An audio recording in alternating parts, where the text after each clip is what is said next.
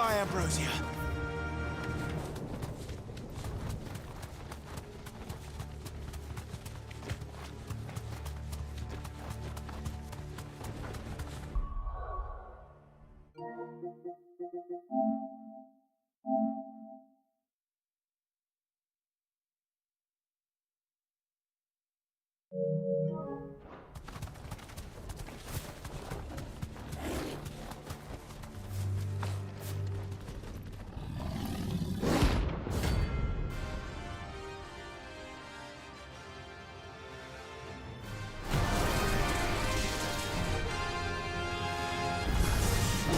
That's no ordinary girl.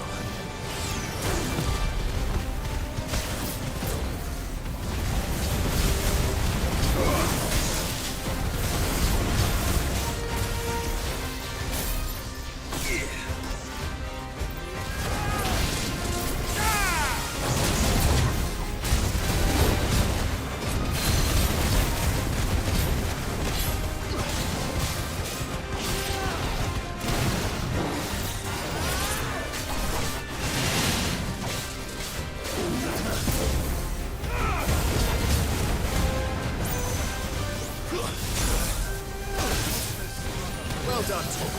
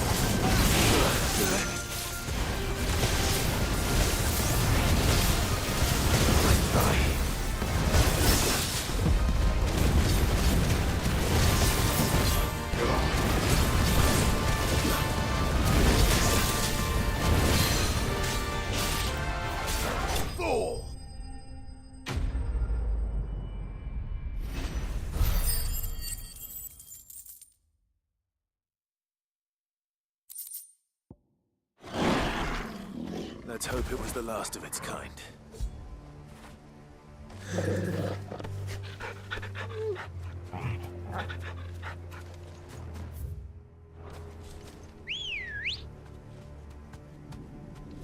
Come on. Faster!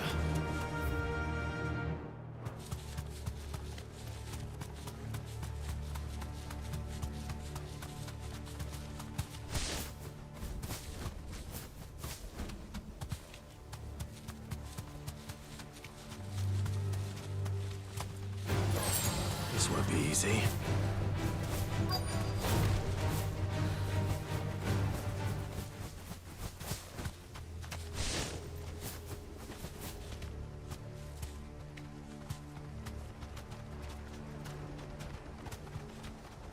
You deserve a rest.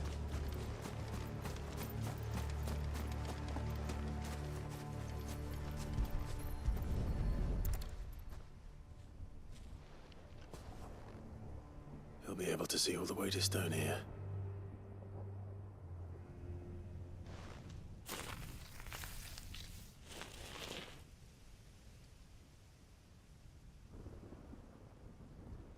As fine a resting place as any man could hope for. Reunited with those he loves at last.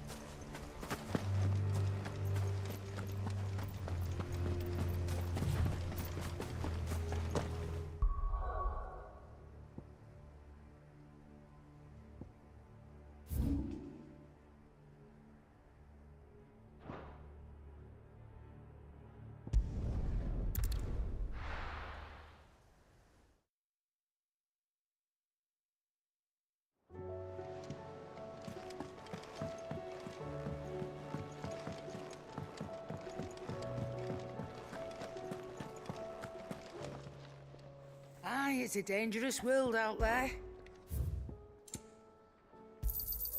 It'd better all be here. Come again. Oh,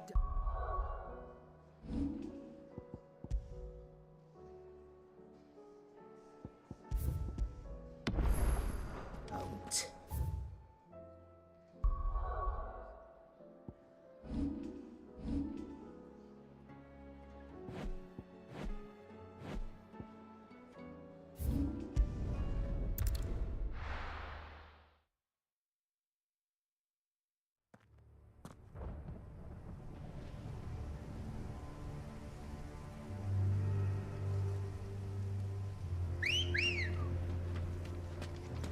Good girl.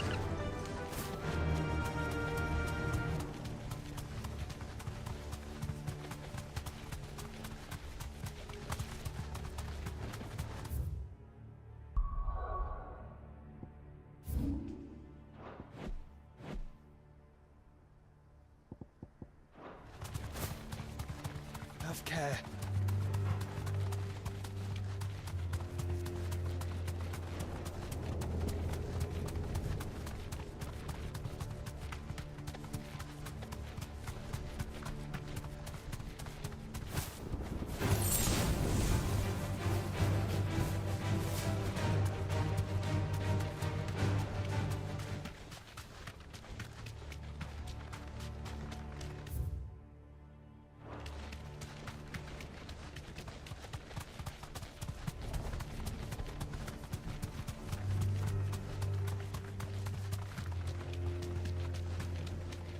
Does it bother you that we haven't heard a single human sound? Everything about this place bothers me.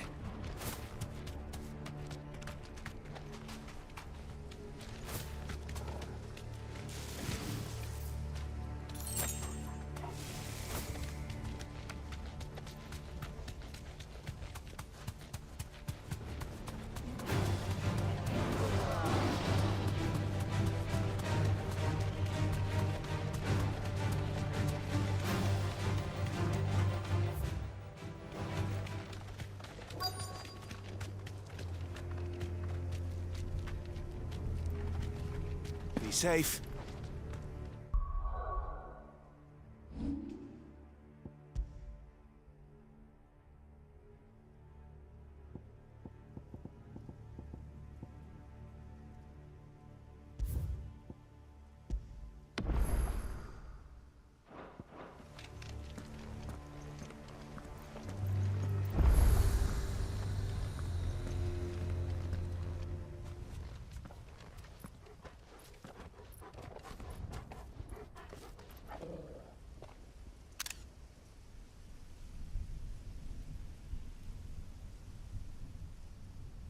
The calm before the storm. There's only one way into that city. Across the bridge. Through the main gate.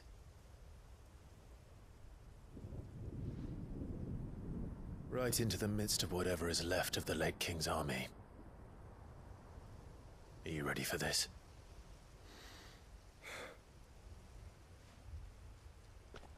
As ready as I'll ever be.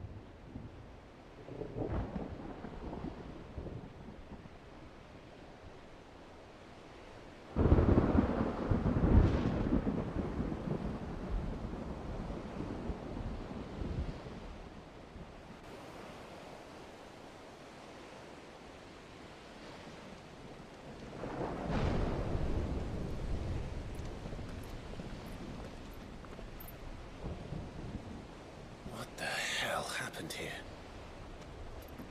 I dare not think. A stroke of good fortune, perhaps?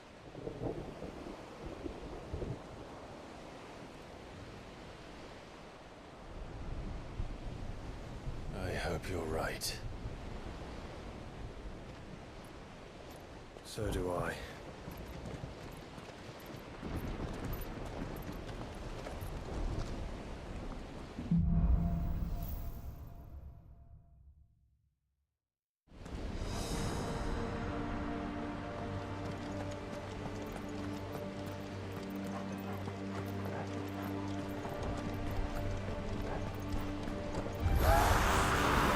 Has claimed them all.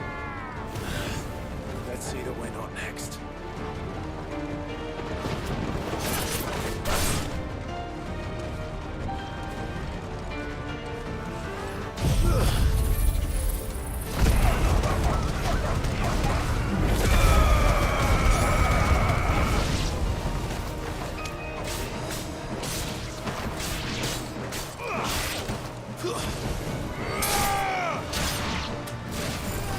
It's over.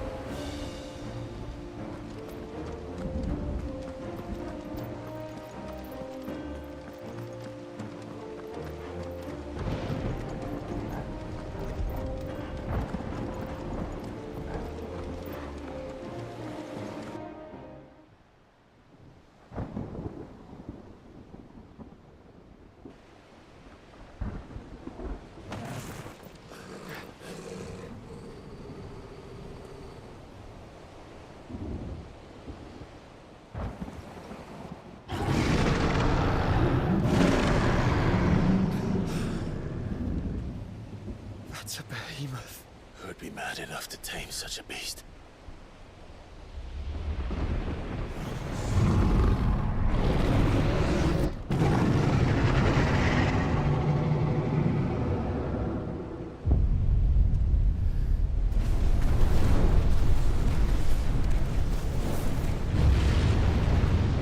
Stand back.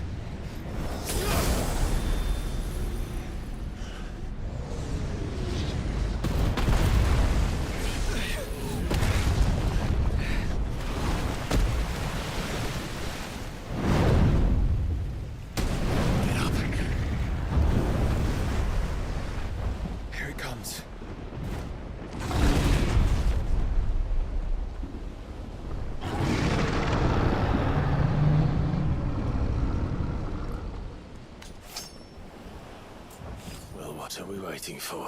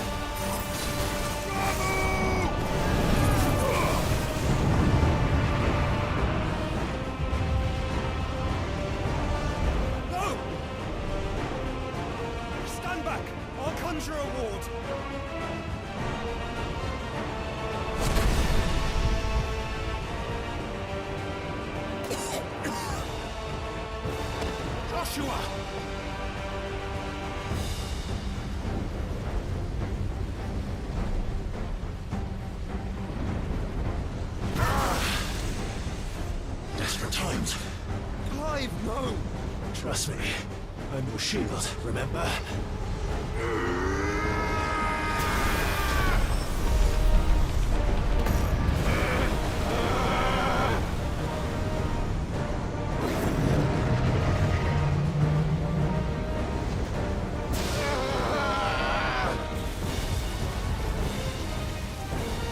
think this might be a job for Ifrit! Why would you turn to him, brother?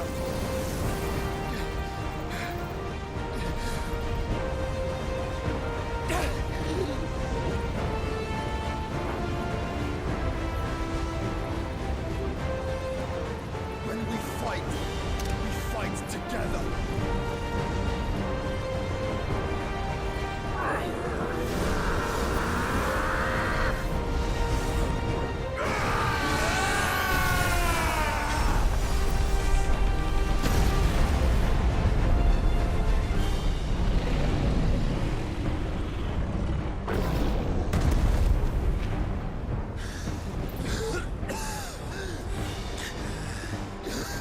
That wasn't too bad.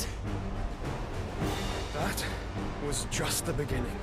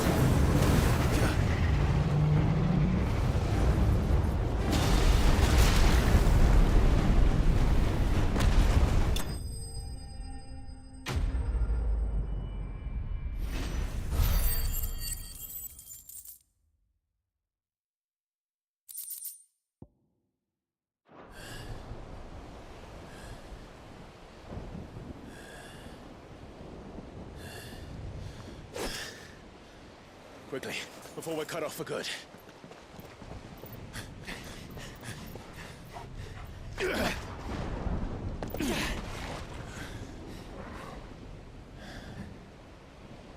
If it is like the others, the entrance to the inner sanctum will be at the foot of the crystal. We're almost there.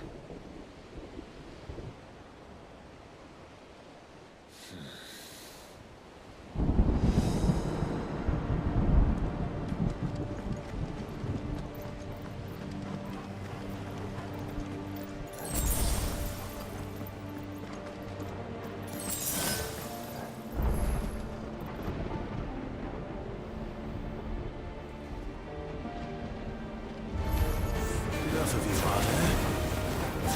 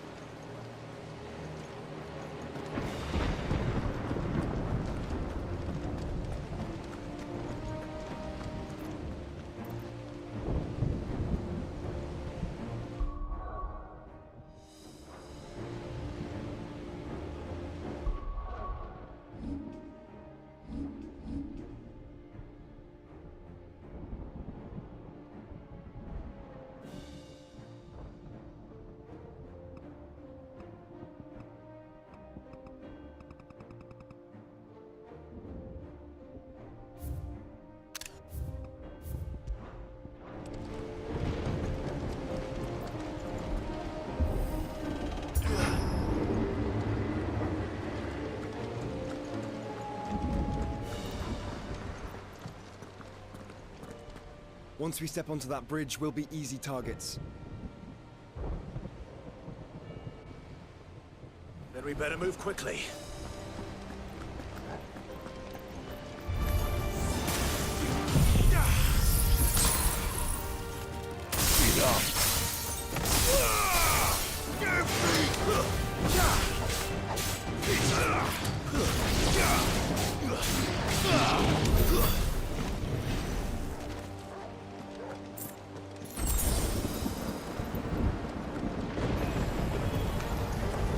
More of Ultima's thralls. Come on then. What are you waiting for?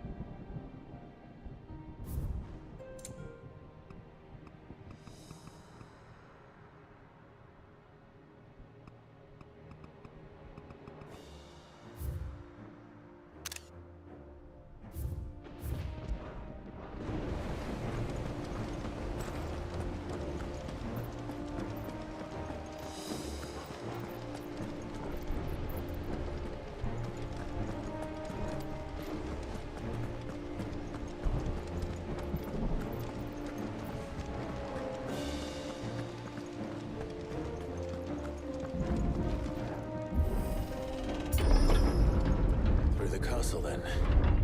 I don't see any other way.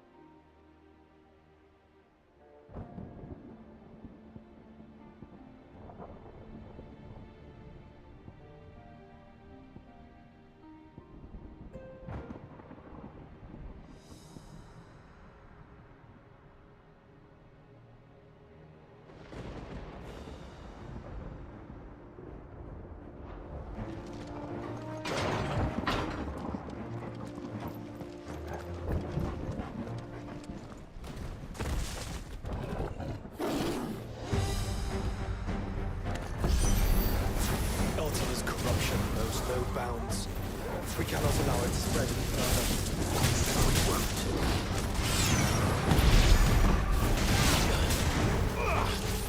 Let's try.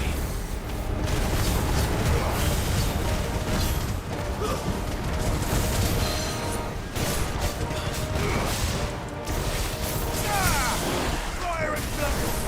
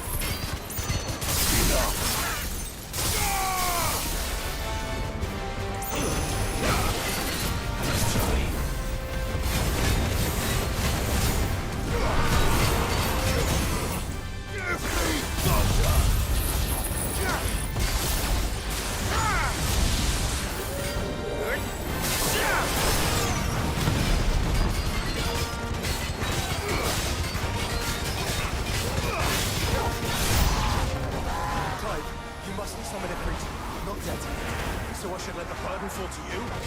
Yes, you should. Save your strength for the mother crystal.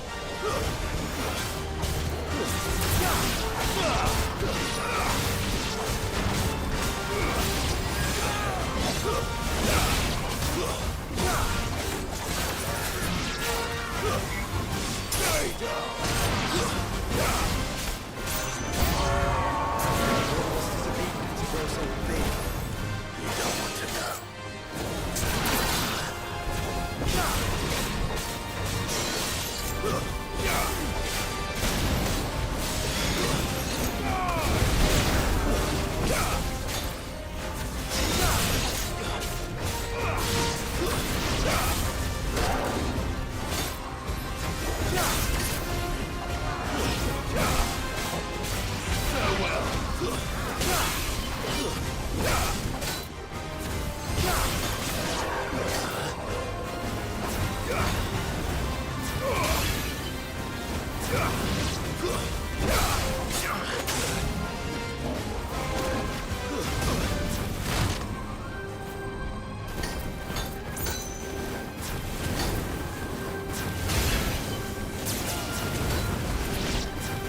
It's over.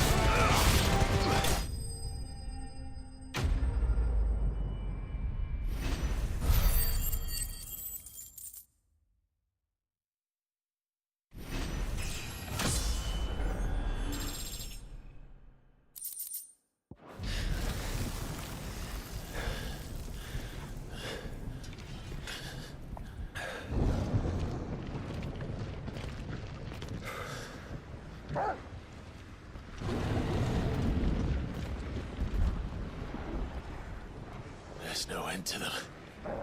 The whole bloody army's here. Stand back, Joshua. I'm summoning Ifrit. Stop, Clive. You mustn't. We still have a long way to go. If you tap your strength here, you'll have none left to destroy the heart. Then you'd rather die?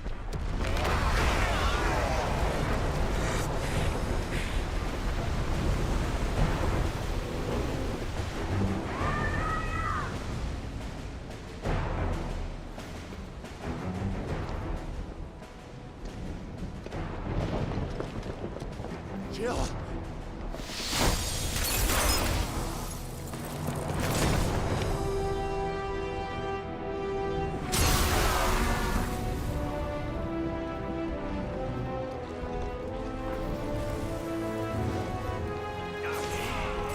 She's not alone.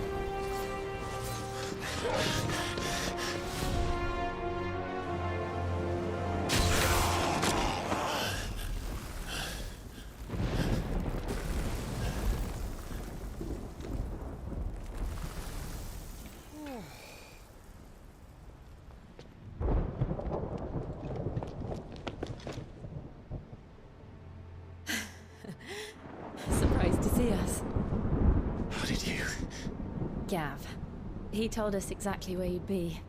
Even sniffed out a crack in the castle wall. And when we saw the heavens come crashing down, we had no choice but to believe him. It's been quite a day. To what do we owe this honor? A debt I would see repaid. Prince Dion. It's good to see you well. So, this must be Ifrit. Your uncle bade me give you a message.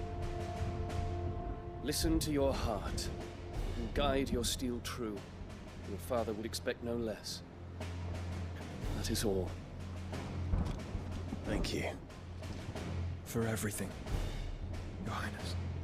Dion, please. You do realize the only thing we've freed so far is this wall from its foundations, right? Now, if your lord and ladyship's quite finished... Well said, Gav. We have work to do.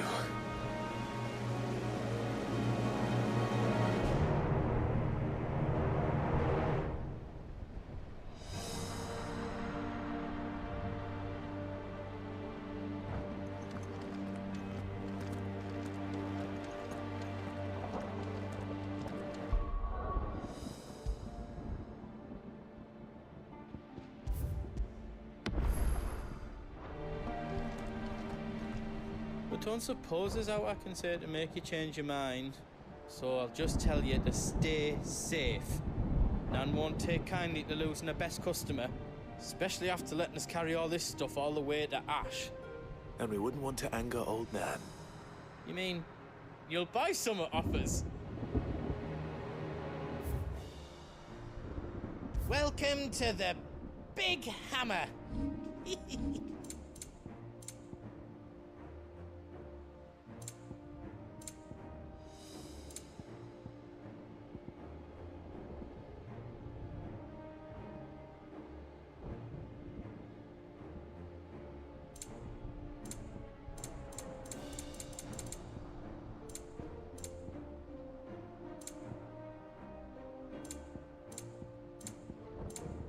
You don't want me to make yours out else? Is all done then? No. Righto, here you go. Thank you. Is there out else you need? All done then? Give us a shout if you need out else.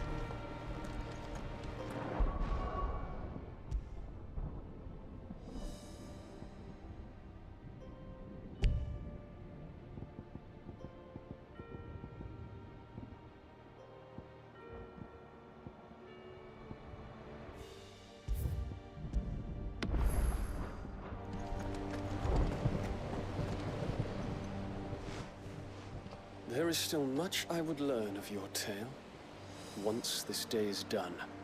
Until then, all who might come between me and such knowledge shall answer to my spear. I do not envy them.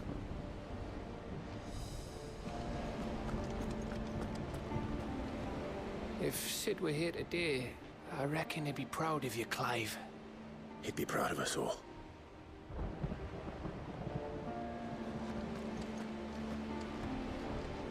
Each parting brings the hope of reunion. I missed you, Clive. I missed you too.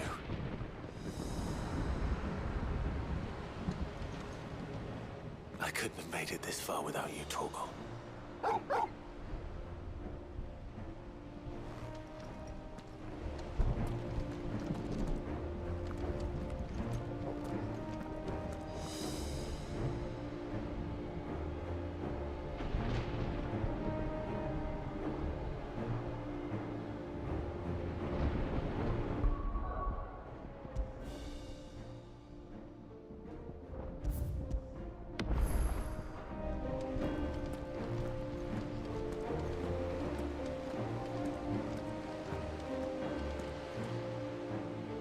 You see, Clive, we're not alone. If we are to win the day, we must all play our part. And ours. Ours lies beyond those doors.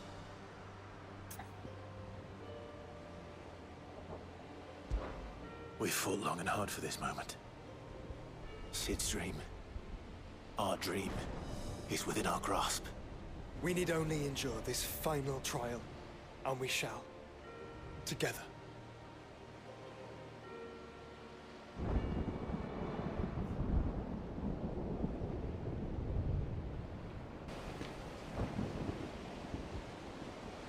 You all know what it is that awaits us beyond this gate. And we shall face it together. Aye.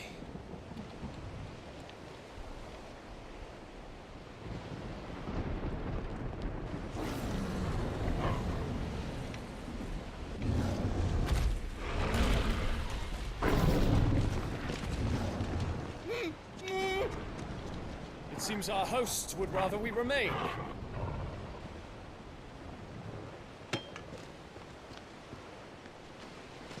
I will stay them.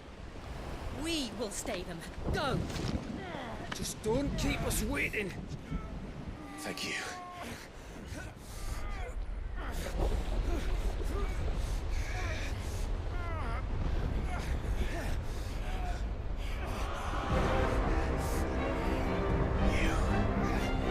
Welcome, sons of fire.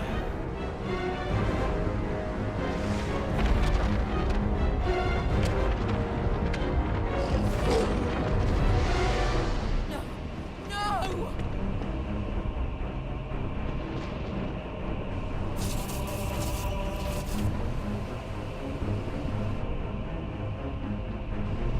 Come back. What?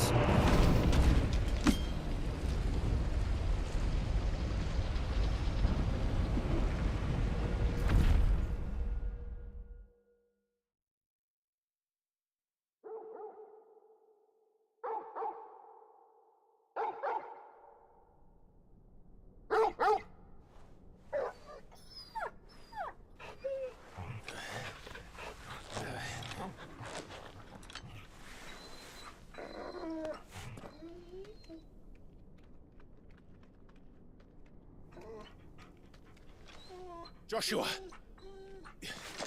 Joshua! Wake up! Clive, is that you?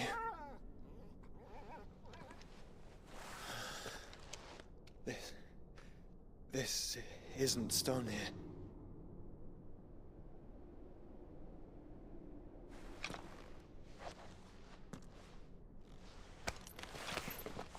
Welcome to our darkness. A rift between worlds wherein your kind might reflect. Show yourself! Grave and many are the sins of man. And we would have you know them. All of them. As fate has seen fit to deliver you home, consider this our welcoming gift.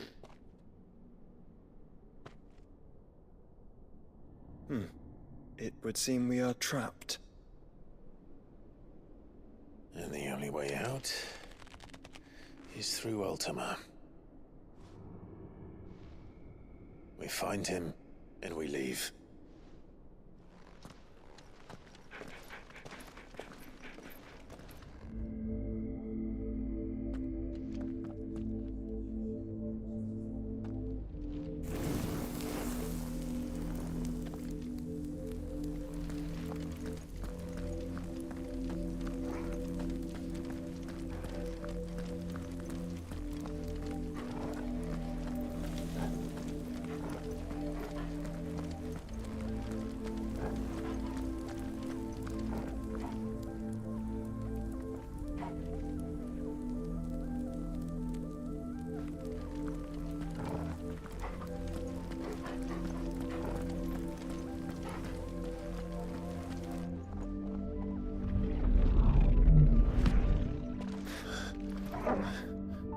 If you are to comprehend the full extent of your transgressions, we must go back to the beginning.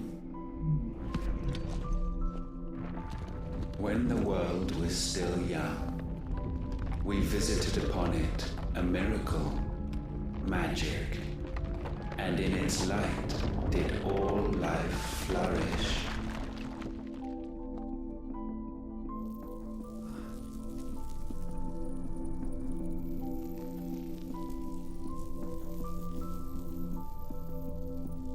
Yet the price for this boon would prove heavy. A pall descended upon the land, painting the horizon black as night. Though we labored to forestall its spread, in this one endeavor we stood powerless. And so we fled, that we might endure, that we might discover a means of salvation.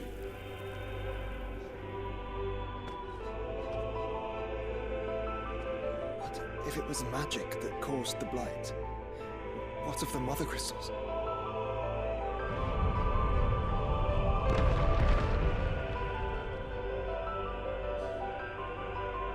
I expect he'll tell us soon enough.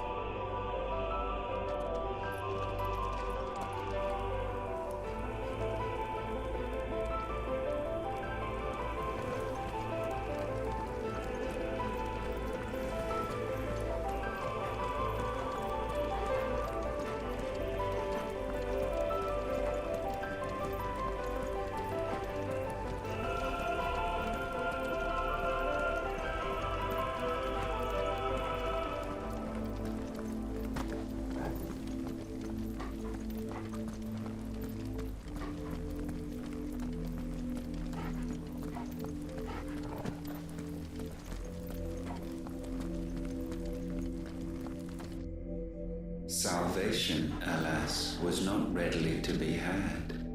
First, we would require a land unvisited by the stain of corruption. An unprecedented journey lay before us, one beyond the limits of our fleshly bodies. And so we cast them off.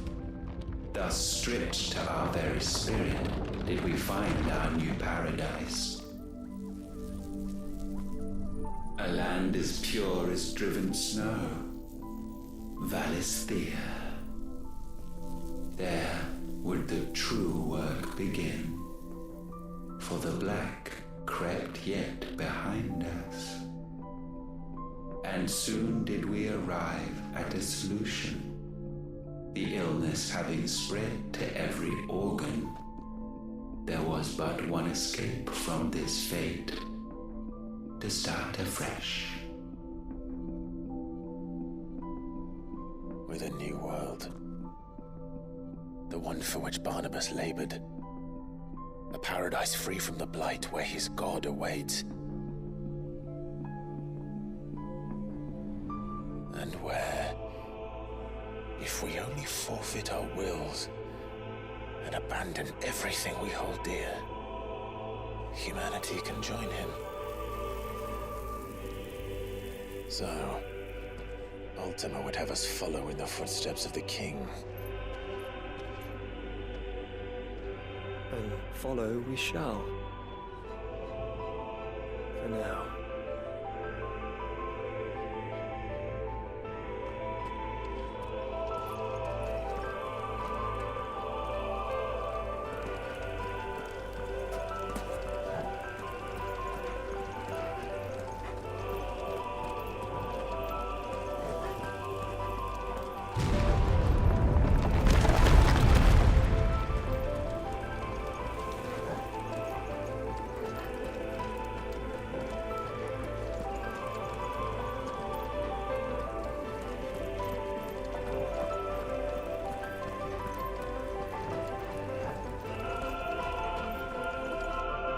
To forge a new world would require not only power, but a constitution strong enough to wield it. Acquiring the first would be simple.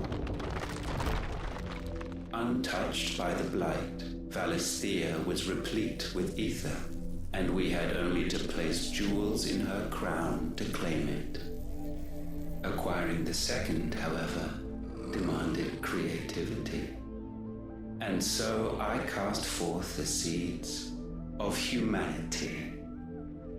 You created us. Is that not what gods do? We sowed the seeds for you, Muthos, all that you might one day blossom. And our future thus secured, we thought to slumber, though that would prove a grave mistake. For it was as we slept that man committed his greatest sin. He awoke. Alone in a world bereft of his god's radiance, he stumbled blindly, desperate for guidance. Finding no light, he sought to kindle his own.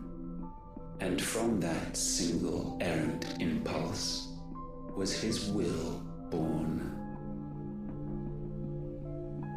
Having discovered himself at last, man turned his eyes inward and found he desired evermore that which only magic might afford. So wars were waged and brothers slain for custody over that dwindling resource. And the land, she wept tears of black.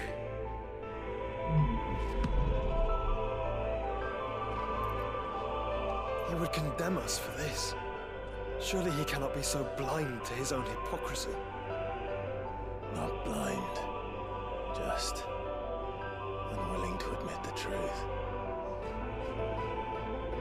But we're one and the same.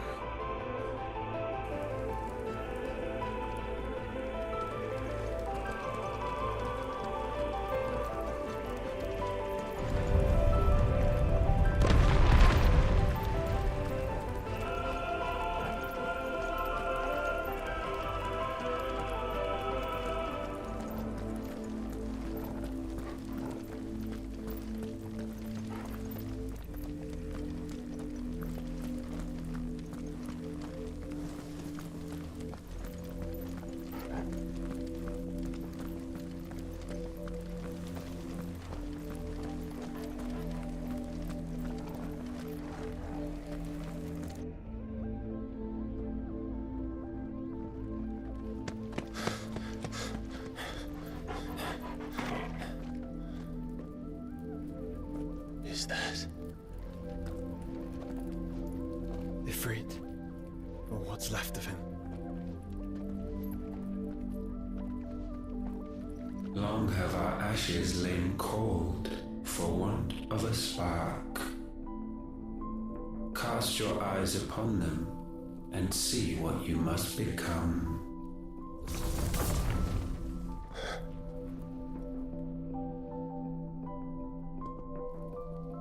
Valisthea cannot endure a second claim upon her being. The avarice of man drives her ever closer to destruction. But she may yet be saved by you. It is what you were born to do, why we nursed you and fed you, as your own mother should have. And now that you are fully grown, our Muthos, it is time at last for you to serve your purpose. To right your wrongs. If our sin is wanting to survive, then you are as marked by it as we are. The fault is yours. Our wills were born because you abandoned us. And now, you would have us forfeit them. All for a place in your new paradise. Do you imagine yourselves worthy of one? Mankind has no place in our world. Is this truly so difficult to comprehend? We only ever require you, Muthos, when the time comes to bid this wretched realm farewell. None shall follow, none shall remain. What do you mean, none? This is our world. Once the land's rebirth is complete, humanity will have served its purpose. Why would we continue to suffer that which has caused us so much vexation? Because the land doesn't belong to you. It belongs to us all!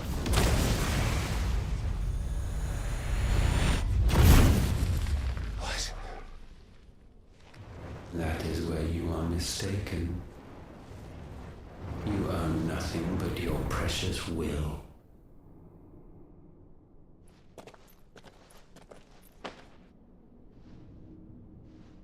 Brother.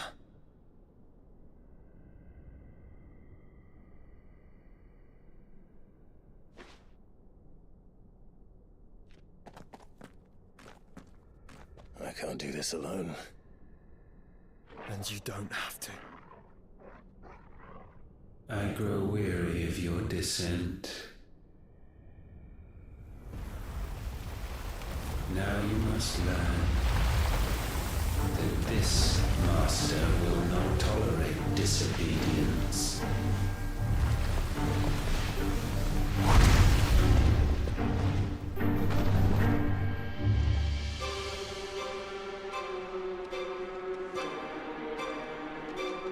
My friends, my family. We have all suffered, all fought to survive. This world may be flawed. It may be broken.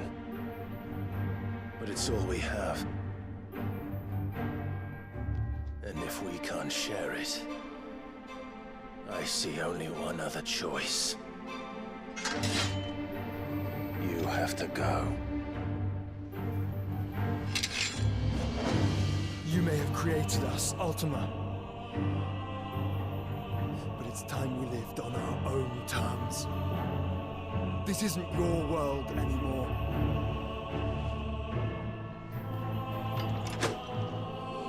It's ours. Bow down, offenders, hearts disdain.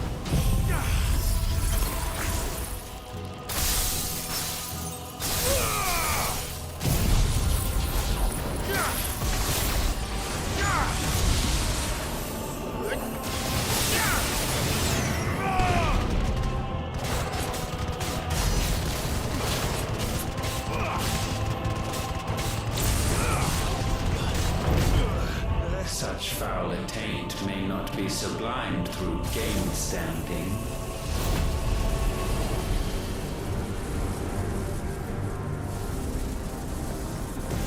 Only with heads hung low is penance paid. O wretched mortals incapable even of contrition, in fitting season shall we reap our harvest.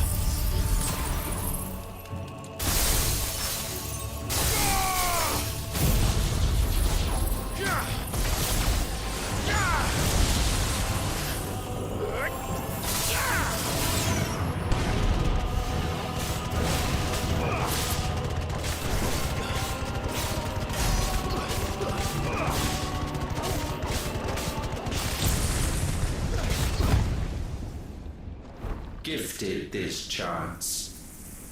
And still you would raise your hand against the Lord. What now? The darkness bends.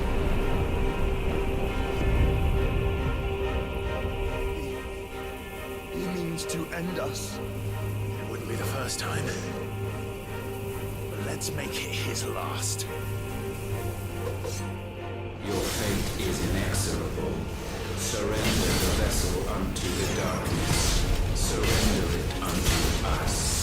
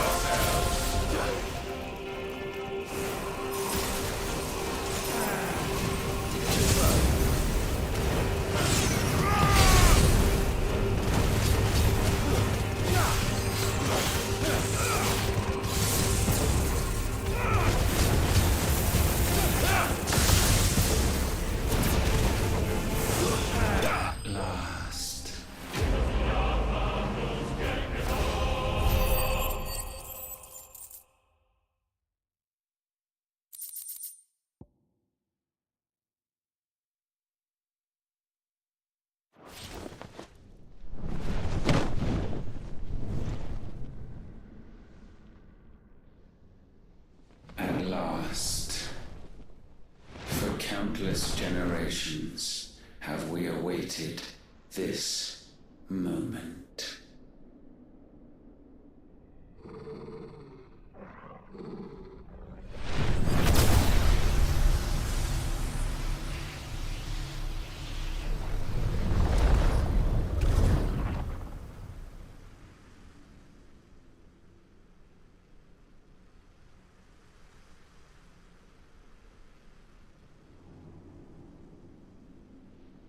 Your struggles have made you strong, yet your soul remains heavy with sin.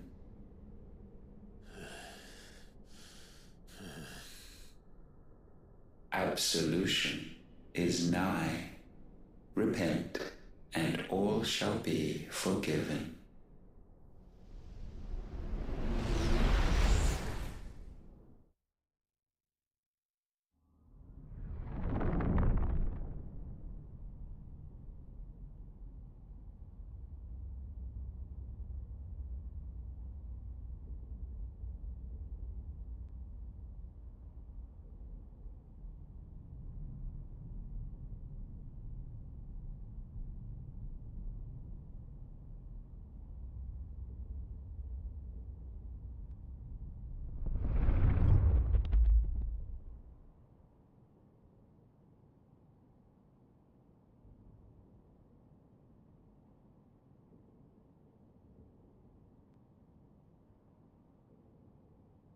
Tell me, Clive, how many lives have you saved since taking my name?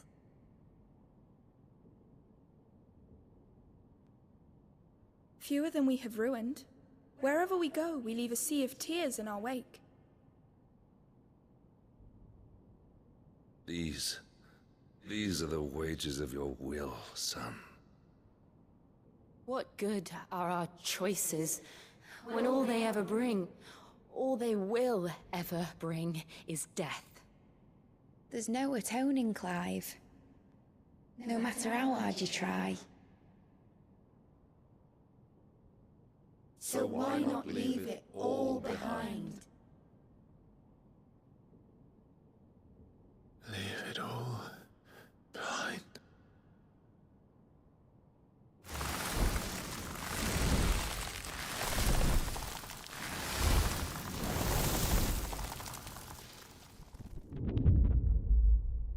Clive!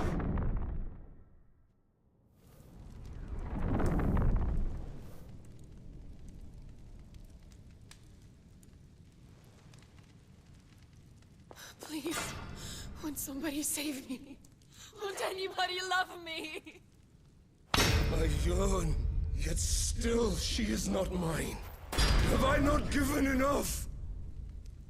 From will is born desire, and it is this which consumes you, rendering you incomplete. Do you not see how the world bends and warps under the weight of your hungering hearts?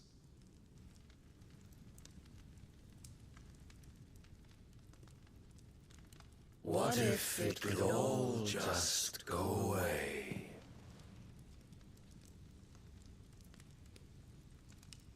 Just go away.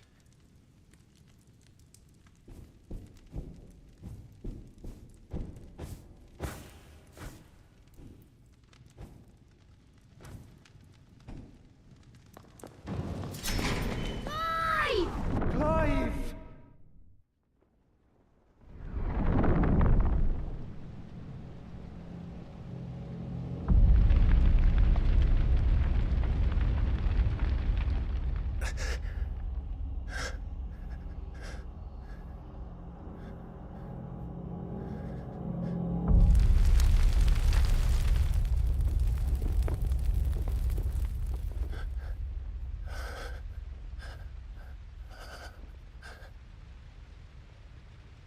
None of this is real.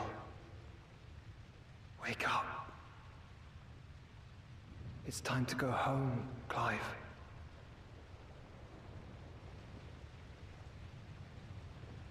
Clive. That's right. You're my brother. Brother.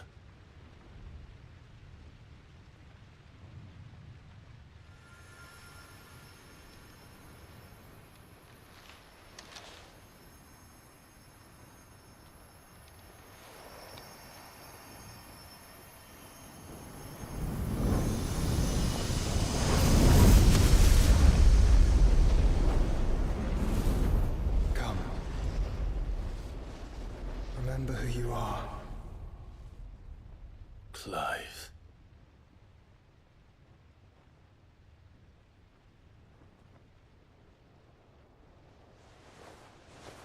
Once more, lest you forget.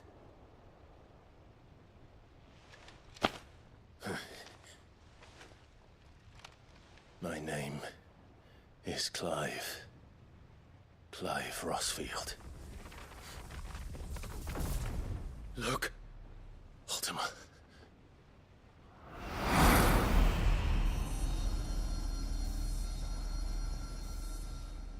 Even here, the light of the vessel's will cannot be quenched. And the Phoenix, his trespass should not have been possible. Not possible unless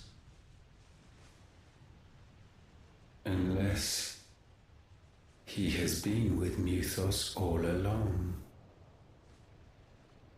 The mark of the Phoenix, emblazoned upon his heart, made manifest by the power of will alone. The power of creation. Can it be? Are their wills truly so potent? Are you still talking?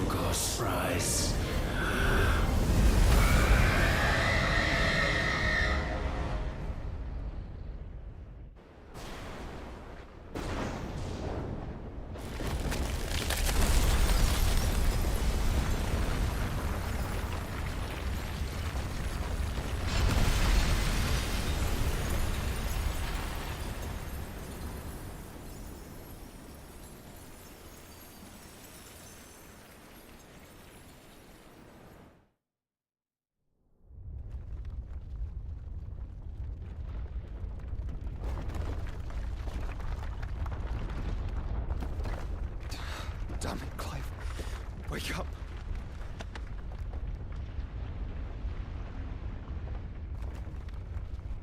That hurt. Sorry to wake you, but I think it may be time to leave. This place.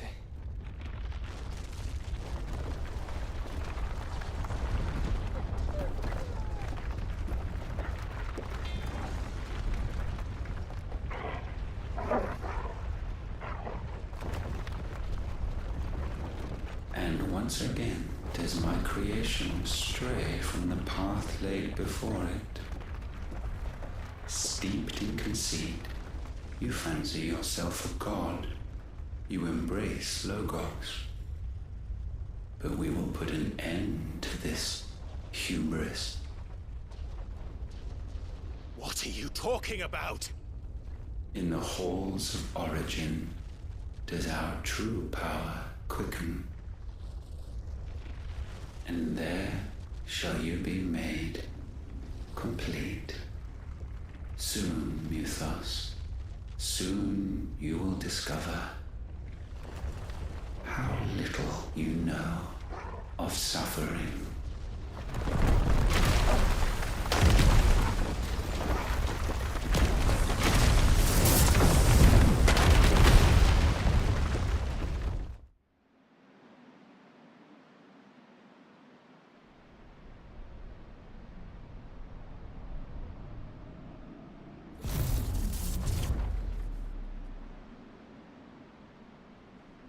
And so the crystals are no more. Yet in their silence, a new song rings.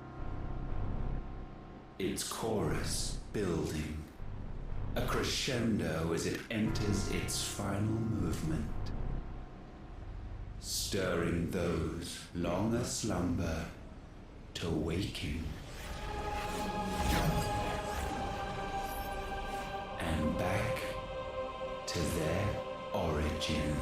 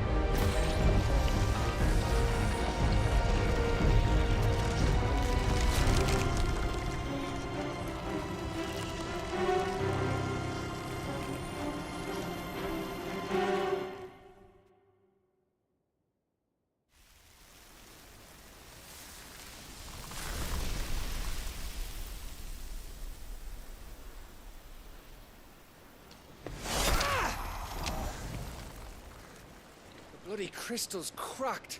So where the hell are they?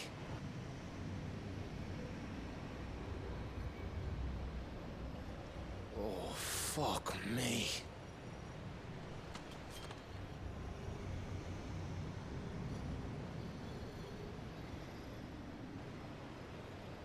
Is that ether?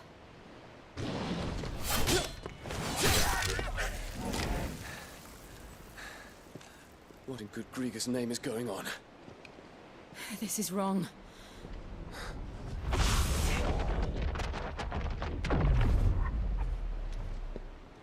Are we back? Clive! Joshua! Jill!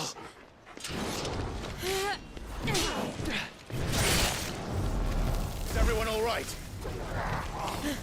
We're fine. What happened? Too much to explain here. Mate!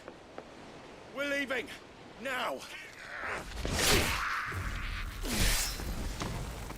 Everyone, fall back to the ship!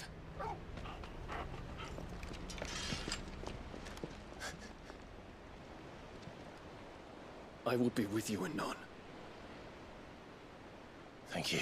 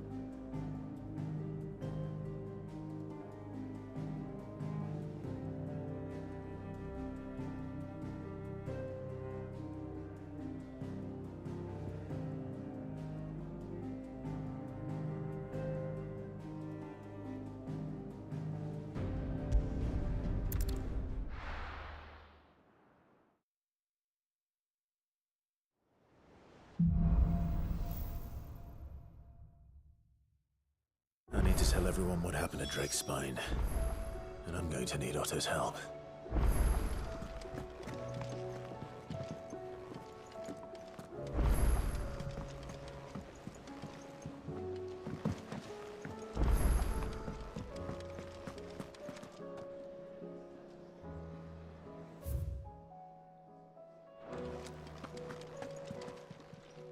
Clive.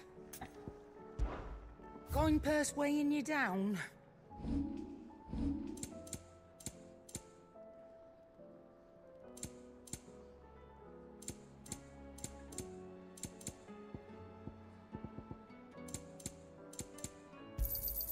You're rubbing me blind, you know.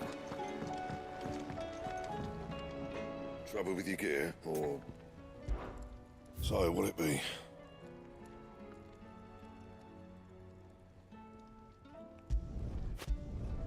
Not bad, if I do say so myself. That it? Fine.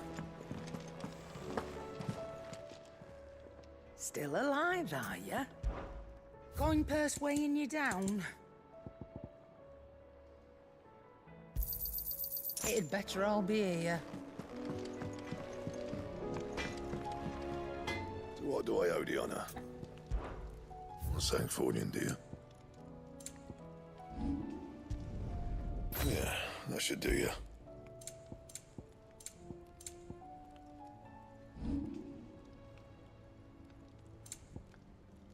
That it? Fine. First the skies, then the crystal. What next? The advent of great Griegers.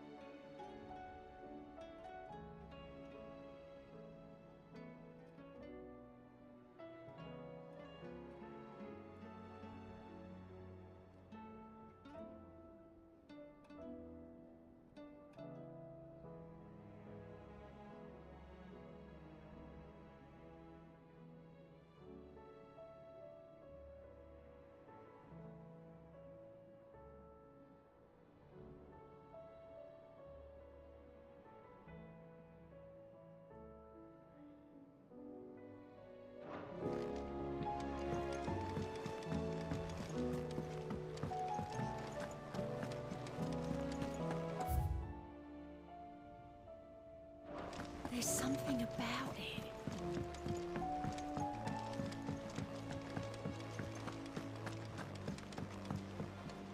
What will it be today? Allow me to educate you. Of course.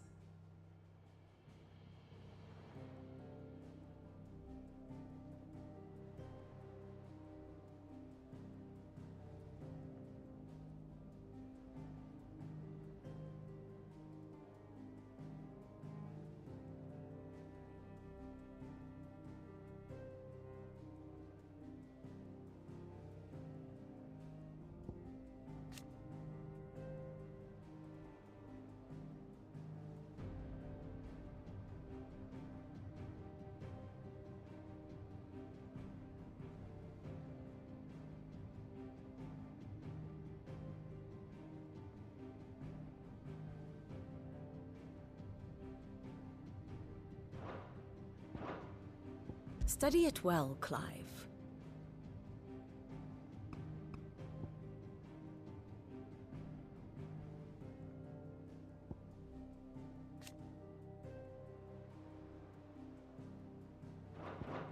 Very good.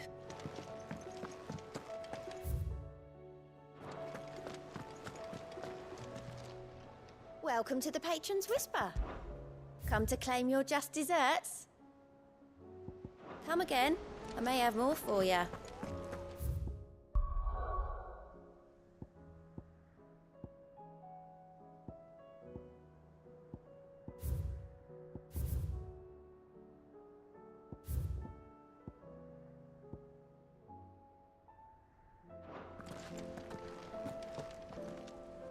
Still alive, I see.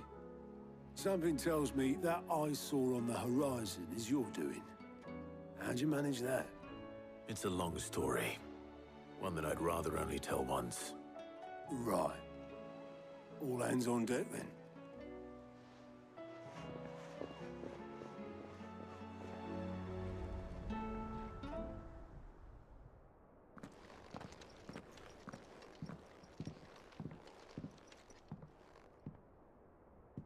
Is this everyone?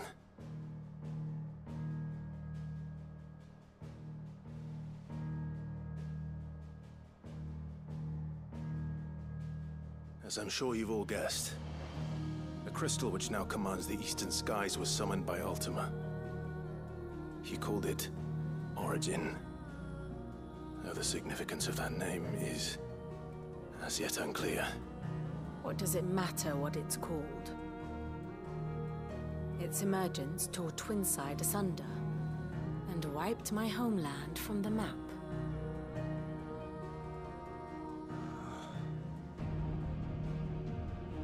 Mention of the Dominion spires can be found in the oldest of Valisthian records. But to the best of my knowledge, none provide any hint as to their true nature. That they would prove the horns of some slumbering demon. Well, the Dominion's demise was at least quick. Elsewhere, the Republican army cannot hope to contain the chaos engulfing Randalar. Canberra is in flames, and the Empire. Our allies are crying out for answers. I've sent the Cursebreakers to give them what assurances we can, but right now that amounts to fuck all. They wouldn't be able to stop what the skies have started in any case. People here and across the realm grow sicker with every passing day.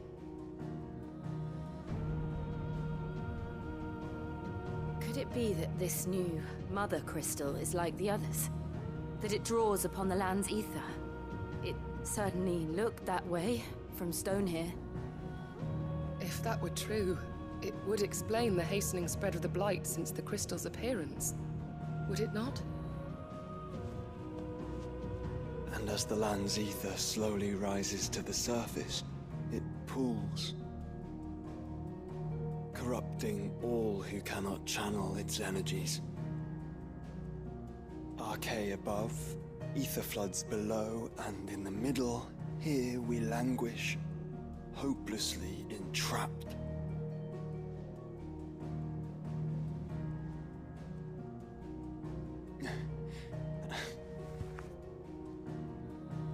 It's all right.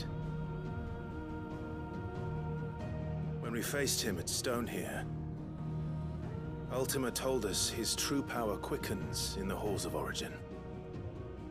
Needless to say, we cannot allow that to continue. If we are to stop him, we will have to find a way into the crystal. How are we going to manage that then? It's up in the sky. And fast as she is, the Enterprise can't fly.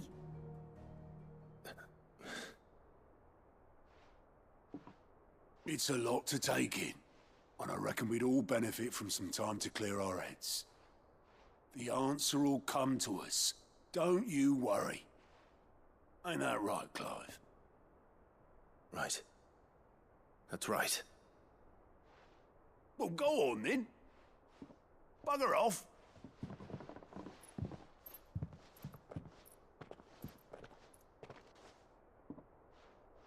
Same goes for you, Clive. You won't solve anything like this. Trust me. Go and get some fresh air, eh? Thank you.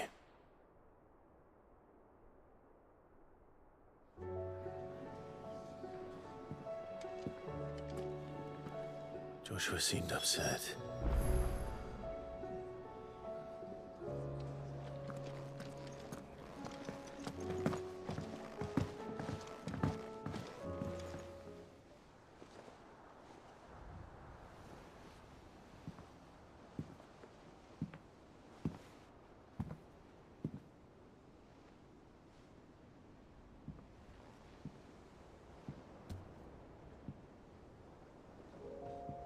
Ultima may have created us, but he doesn't make us who we are. Only we can do that. And if he would have us fight for our survival, So be it. It's what we've been doing all along. Much like Ultima himself, it would seem.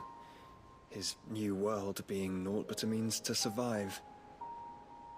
And so, we must contend to decide which of us shall inherit the land.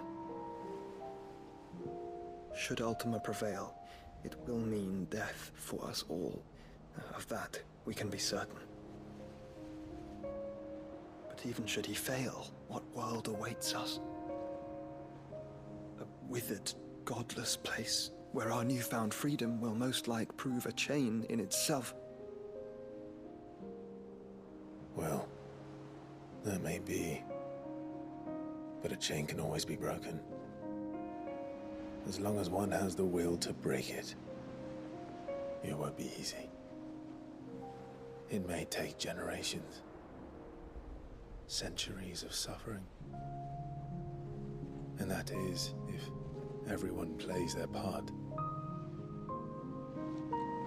But it will happen. And when it does, it will be on our terms. That is the world that awaits us. Indeed. And what better world could one wish for?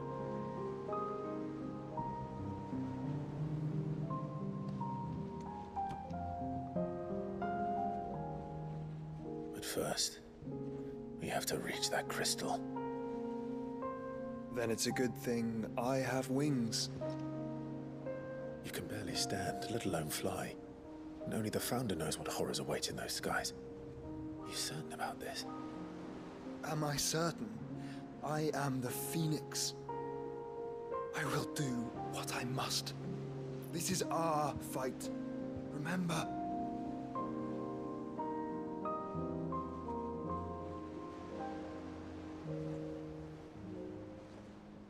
All right. I yield. But only what you must, yes? I'm still your sworn shield. That you are. And what of my wings? Lest you forget, you go to stand against a god. I would not have you succumb to fatigue before the fight begins. Ifrit, your brother mentioned that some few of the dominants who had lost their power to you were still able to prime. Is that true? It is. But their icons no longer submitted to their will.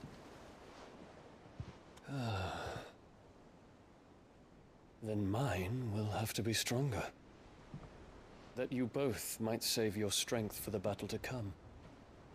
You don't have to do this. If you do, there's a chance you might lose all you have left. And what have I but regret?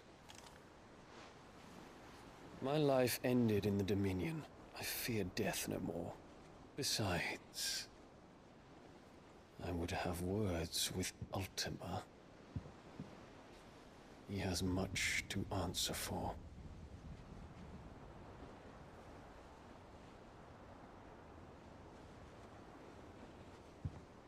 We are in your debt, Dion.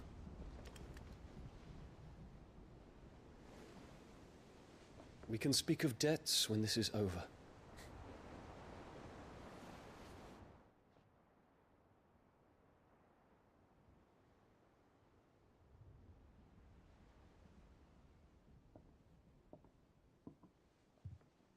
He speaks like a man who knows he's not coming back. And has come to terms with that. That doesn't mean that we have to, does it, Clive? Time to talk to Jill. I only hope she understands.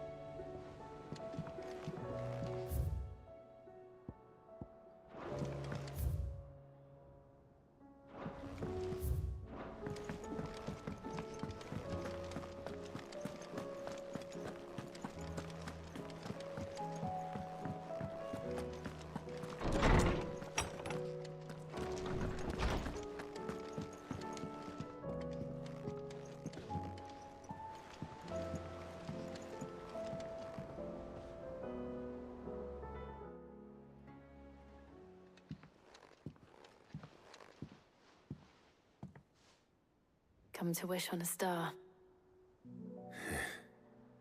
That might not be such a bad idea. This is it, Jill.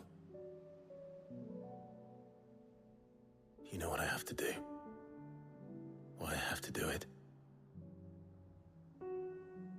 There's no turning back now. This is where our journey was leading us. Where it will end, for better or worse. I could pray to Metia for you. But you'll be all right, won't you, Clive? You always are. I did promise we'd watch the moon together. I'll be waiting.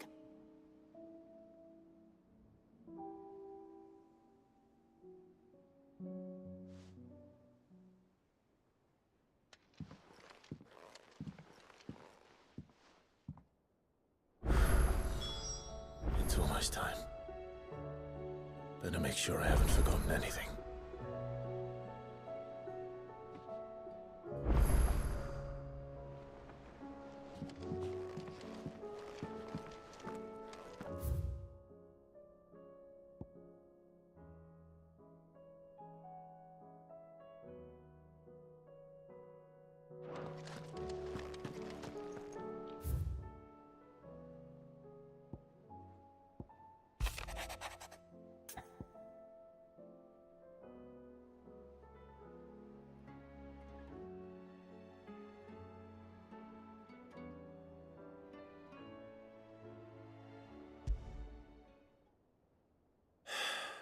What is it this time, Torgal?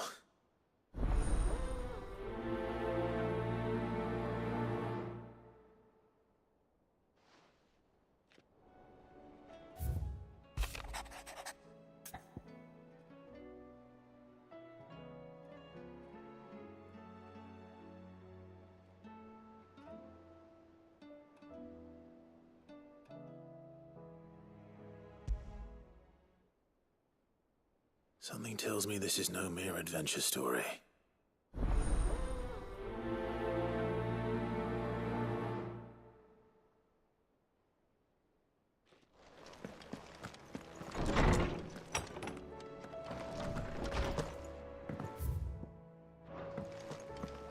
First the skies.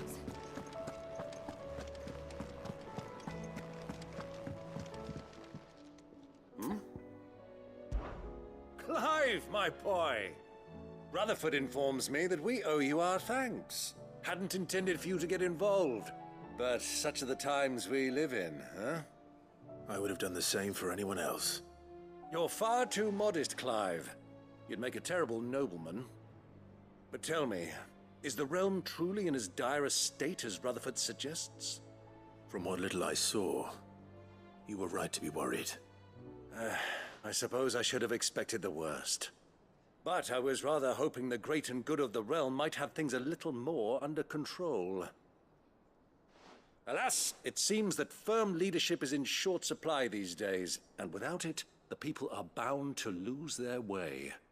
We must move quickly. But where do we start?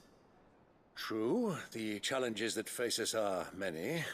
But in my estimation, there are two key areas to be addressed before any other. The realm's armies and her larders. As you've seen firsthand, it's every man and woman for themselves out there. Certain cities have banded together to try and maintain some semblance of order, yes?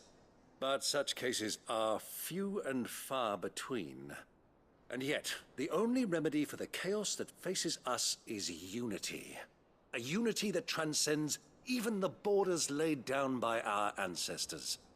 In short, if Storm does not stand together, she will fall apart. But how would one even begin to unite the realm?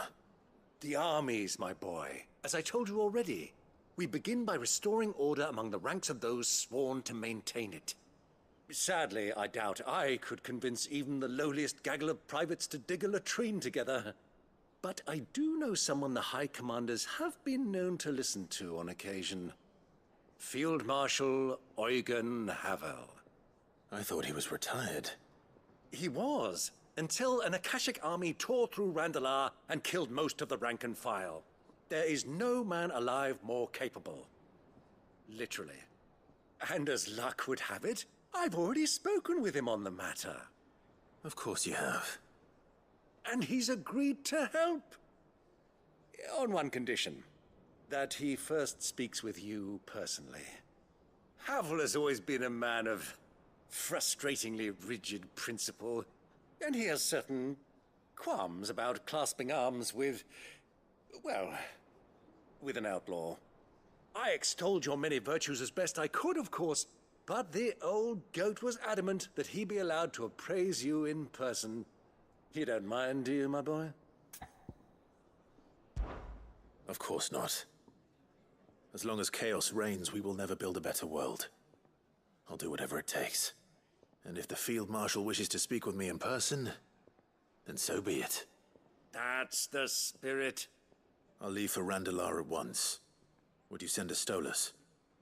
Of course. Rutherford is already in the Dalmekian capital. I'll have him tell Havel to expect you forthwith. Excellent. Thank you, Uncle. No, thank you, Clive.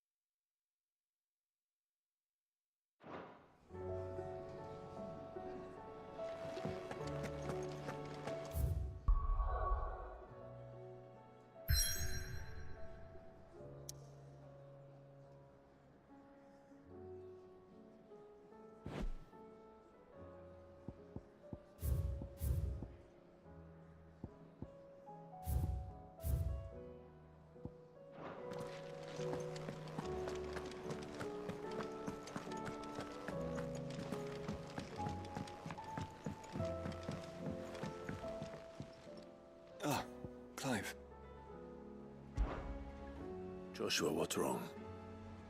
And don't say nothing. It's... not nothing. I've received word from Cyril. The Undying have found Father's will, or something akin to it. His will? How and where? In the crypt beneath Rosalith Castle. After Kupka was kind enough to drive out the Imperials, the Undying took the opportunity to recover what relics of the Duchy yet remained. And in the process of doing so, they found a letter from Father. I'm surprised anything survived down there. Cyril asked that I join him in Tabor at my convenience. I have been meaning to go, but... would you join me? Of course. I want to know what's in that letter as much as you do. Very well. I am ready to leave when you are.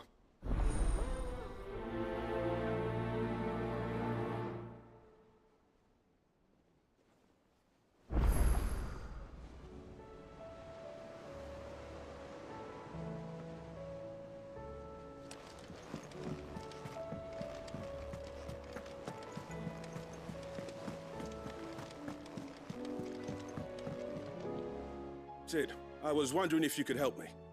It depends what with. A bearer, but recently freed from his bonds, is keen to join the Curse Breakers. As you know, the work we do is not easy, which is why we test every volunteer's suitability. I was hoping you could oversee this one's evaluation. I don't mind, but why this one? Because he wants to be a scout. Our ranks are filled with men and women capable of breaking chains and putting slavers to the sword. But scouting? We're few with the nose for that, which is why we still rely so heavily on Gav. And since he accompanies you on so many of your missions, I thought you might be better placed to recognize the traits in him that we should look for in those who'd fill his boots. Sounds reasonable. So you're happy to oversee the boys' test, then? One can never have too many scouts. Truer words, Sid. I'll let the initiate know that you'll be attending his trial, and that he is to proceed directly to Northreach in readiness. No time like the present, eh? No time like the present. I'll await you there.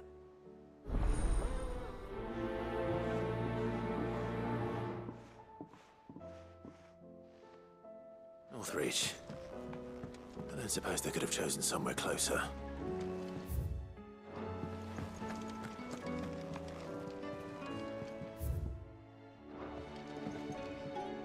Vivian, I read your note, and I'd be happy to help you find the book you're looking for. Thank you, Clive. But tracking it down will not be easy. Are you sure? Please. You have always granted me your wisdom and insight whenever I asked. It's only right that I return the favor. Or at least attempt to. You are too kind. Alas, what I ask of you is rather more trying than delivering the odd lecture. I spoke with Harpocrates to see if he had any inkling as to where another copy might be found, but... But perhaps it is best that you hear the details from him. If you say so. Forgive me, Clive, for asking this of you. But this book, it set me on the path to becoming who I am today. Its importance cannot be overstated.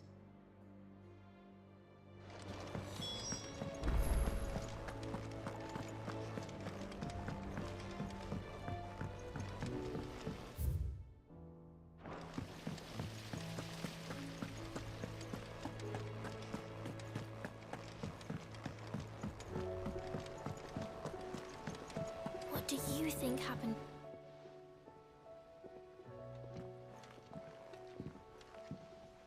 Sid! You have to help us! With what? You didn't take apart another of Mid's contraptions, did you? No? Well, yes. But that's not what we want to talk to you about. It's Miss Midadol. She's been acting strange. Very strange. She's barely ever around. When she is, she acts like we aren't even there. Her head's in a crowd. In the clouds. That's what I said. In the clouds. Well, she does have a lot on her mind. When did you last see her? Not long ago. Right after she got back from saving you from Stoneir. Then it's probably just about the Enterprise. It did take quite a battering on the way there and back. You didn't break it, did you, Sid? You really should be more careful around Miss Mididol's inventions. Oh, don't listen to her.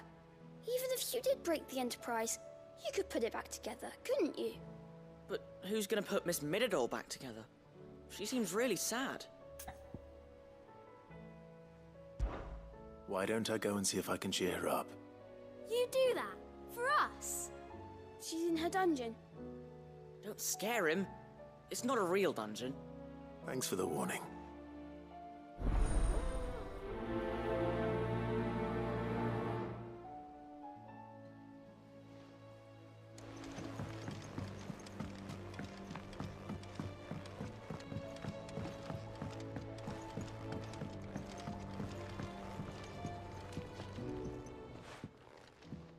Mid, if you have a... That's it! I knew it! The answer was right here under my arse all along! If this doesn't steer to the skies, nothing will! To the skies?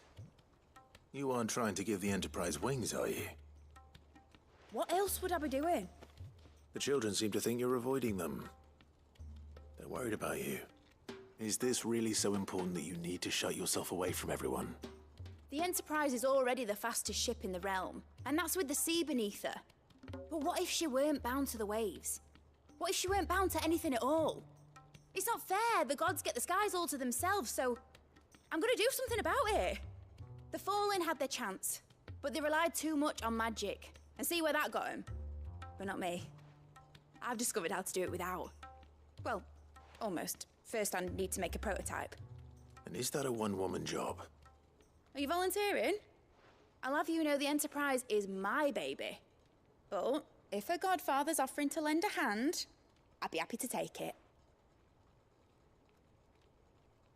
First, I'll need oil, and not just some old drippings from Miss Molly's spits in the Tub and Crown. Refined stuff, like they make in Ordil. Then I'll need some bone, or shell. Light, strong, preferably no longer attached to the beast it belongs to. If it's beast bones you're after, I'm sure the curse breakers will know where you might find some. No, they'll know where you might find some. You're the one who offered to help, remember? I should speak with one of the curse breakers before I set off for Old Hill. See if I can't find this bone while I'm there as well. Has Mididol mentioned a new project yet?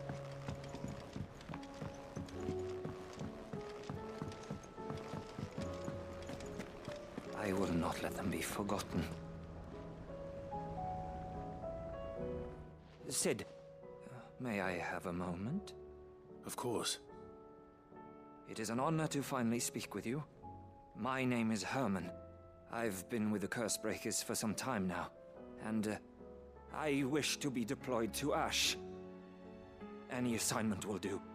No. The lands across the Narrow are too dangerous. I will not send good men and women to risk their lives needlessly. Why would you want to go back? I need to retrieve something. Something important. I was raised in an orphanage. The Badbach Conservatory. Or rather, I was held captive there. It was not a place of nurture. It existed solely to turn bearer children into mindless weapons. We were tortured until we feared no pain. Tormented until our hearts turned to stone. And few ever survived long enough to become tools of the last king. I can't imagine. I lost so many. I can't even remember all their names. But they must be remembered. They cannot fade away, faceless and forgotten. The Institute was run with military precision. Every child measured, every name recorded, every death logged with meticulous care. Sid, allow me to travel to Ash and recover the registry so that my brothers and sisters might live on. You were a good friend, Herman. But the fact remains that Ash is simply too dangerous. Sid, please. Even should it cost me my life. Too dangerous for you, Herman. But not for me. I'll go to Bad Bach and find the registry. You will? I won't let you risk your life. I don't know how to thank you. You can start by telling me where I'll find this orphanage. Vie de Grace. Hidden in a forest, overlooking the plains. All right. I'll see what I can find there. May the mothers guide you.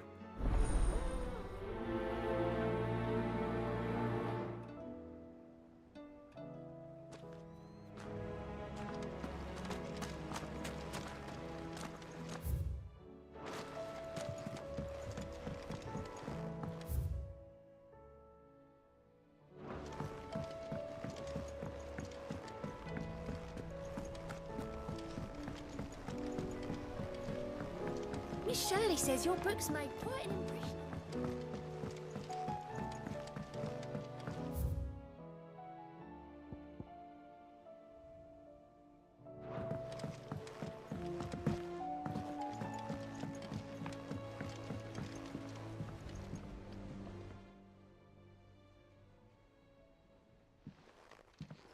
Pining for something, boy. What is it? What do you see out there?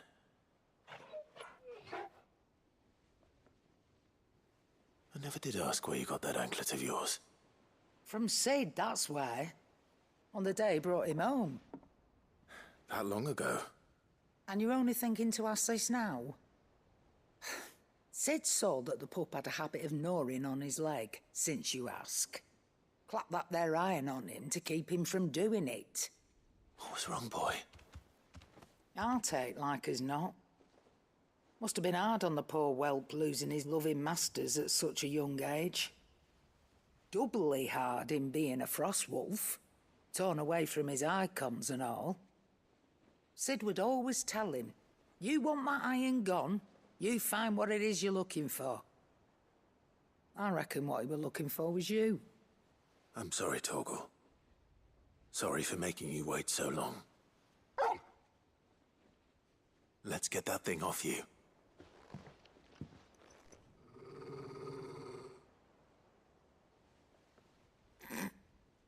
Doesn't sound like he wants it off. Indeed. You miss Sid as much as the rest of us, don't you?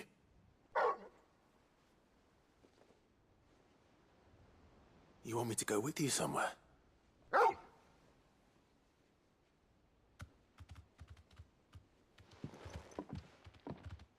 Quick, aren't you? Glad you've been paying attention. Not nearly as much as you have, Lady Karen. Aye, good thing and all. It's not like Gav would have kept him in nuts and rubbed his belly these past 10 summers. Your kindness is appreciated. You've been a good friend to him. Only because he doesn't talk back like the rest of you. Go on now.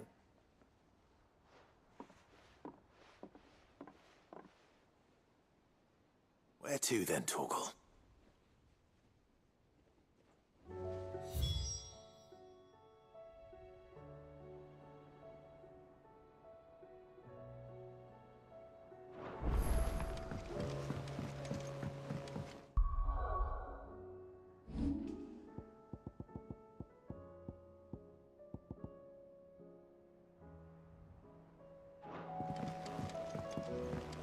Say what you will, Lady Karen has seen our shelter.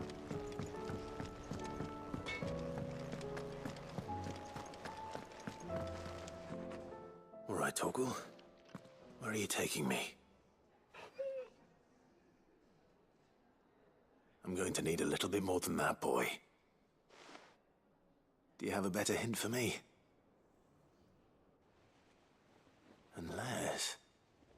you've already given me one. Back on the rear deck, you were looking west, toward Rosaria.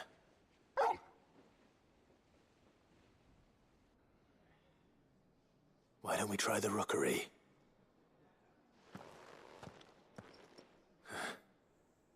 I haven't been to the island in almost 20 years.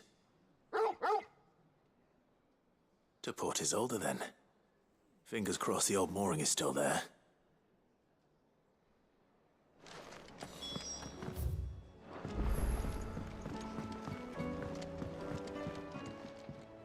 The hour fast approaches.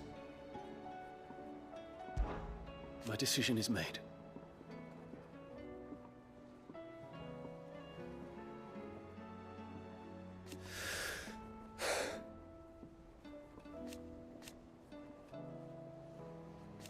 You said it yourself.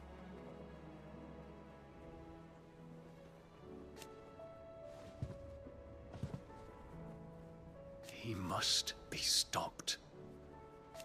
He must.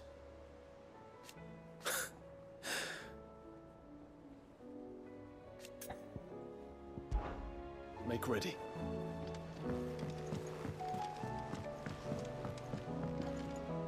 Sid, do you have a moment? By all means. It's my old master. Seems there's no escaping her. She found some way to send me a letter. And something else. Records from a Waluda prison. Seems they were keeping a lot of bearers there. How did she come by such a thing? Finding bearers always was her strong point. And it seems the cells of Balmung Dark are full of them. Foreign captives, the masterless. Bearers no one would miss. And even better for her, bearers with no one to look after them. When ether started lapping at the walls, the jailers fled. Leaving the bearers to be liberated by whoever happened to come along next. Sid, I'd like to believe that I've earned your trust by now. And while I'm well aware that you've forbidden Cursebreakers from traveling to Waloed, I can't let those bearers die in their cells. I'd rather risk shipwreck on the Shadow Coast than leave them to starve. We'll be needing the Enterprise if we're going to navigate the Narrow. Does that mean... I'm making an exception, but we travel together. And we stay no longer than we have to. Ash is an inhospitable place at the best of times. We save as many as we can, and we leave. Thank you, Sid. There was a name in the prison register. A name from my past. Chadwick. Another of my former master's protégés. A gifted soldier, and the closest thing I had to family. The thought of him held captive in that place. He must be very important to you. He was. Is. Then we find him. The entrance to the prison lies in the shadow of Ravenwit Walls, just beyond the portcullis. We should head there as quickly as we can. I only pray there are still bearers alive to save. As do I, Doris.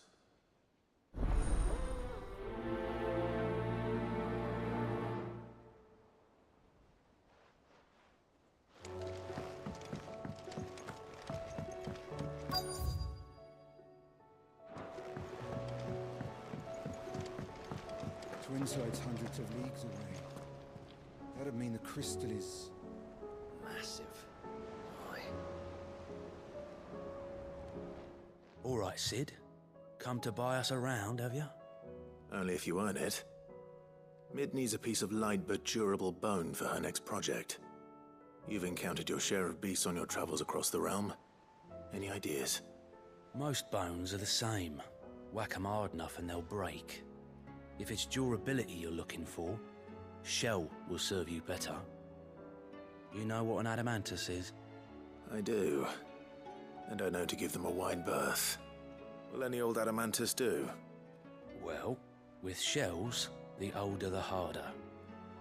There's a rumour of an ancient adamantus down in Karava, near Old Bidza. Or what's left of the village anyway. But don't expect to make quick work of the bastard. There's a reason it's lived as long as it has. I'll keep that in mind. Thank you.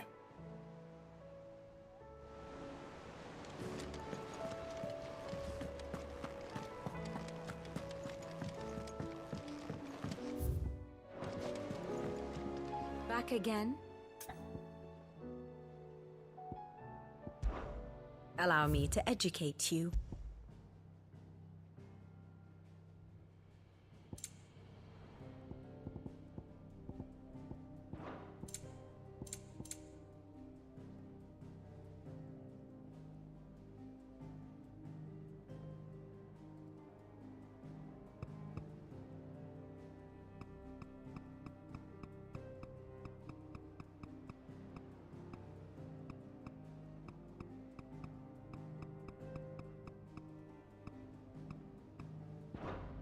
Study it well, Clive.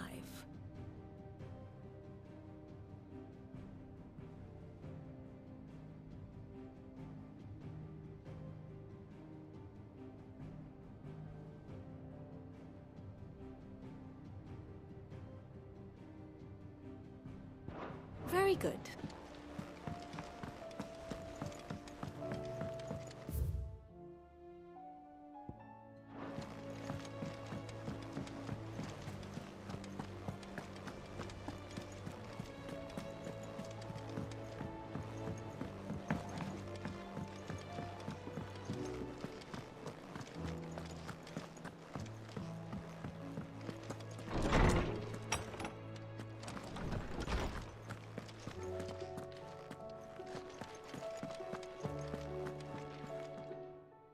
Clive, my boy. What a pleasure it is to see you. Hippocrates. There's something I need to ask you. I've been charged with locating a book called From a Distance. Then you seek a rare gem indeed. One whose name I had not thought to hear from your lips. You've been talking to Vivian. Right as always. But she didn't seem keen to tell me very much. I take it she didn't like what you had to say. And yet I gather it did naught to dissuade her. Clive, if the young professor has tasked you with obtaining a copy, I fear she asks the impossible. The executors would not allow it. The executors?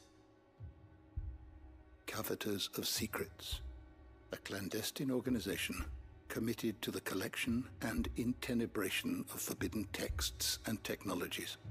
One such text being the tome Vivian seeks, chronicling as it does the true history of the enslavement of bearers, a tale which could overturn the established order were it ever to become widely known. Or, so rumor has it. I've never actually read the thing, or even set eyes on it for that matter.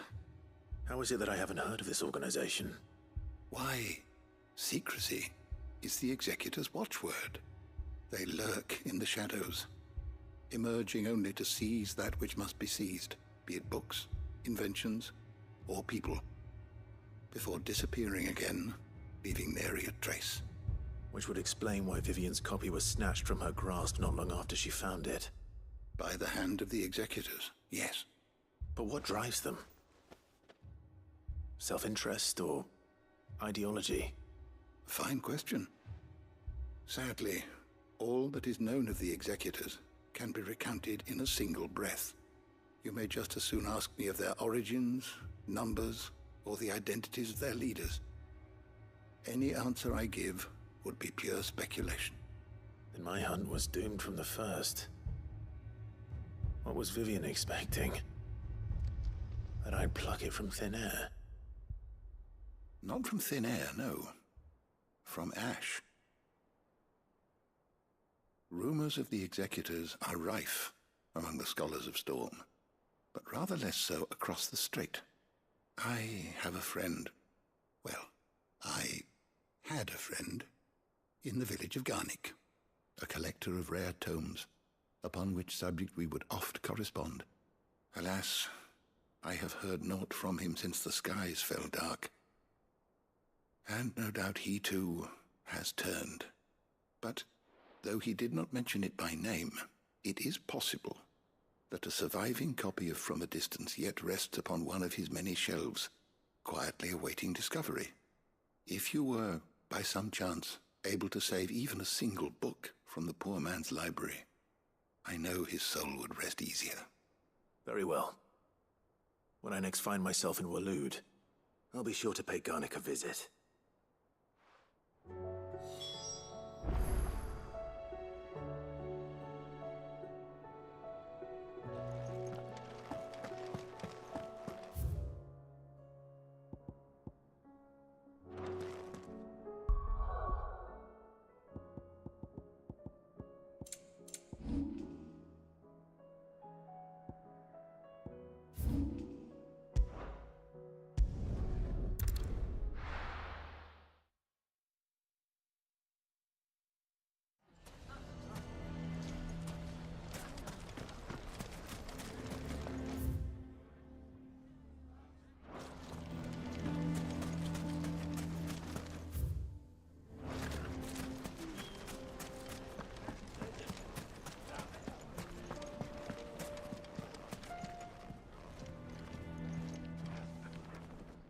Here to help me pack?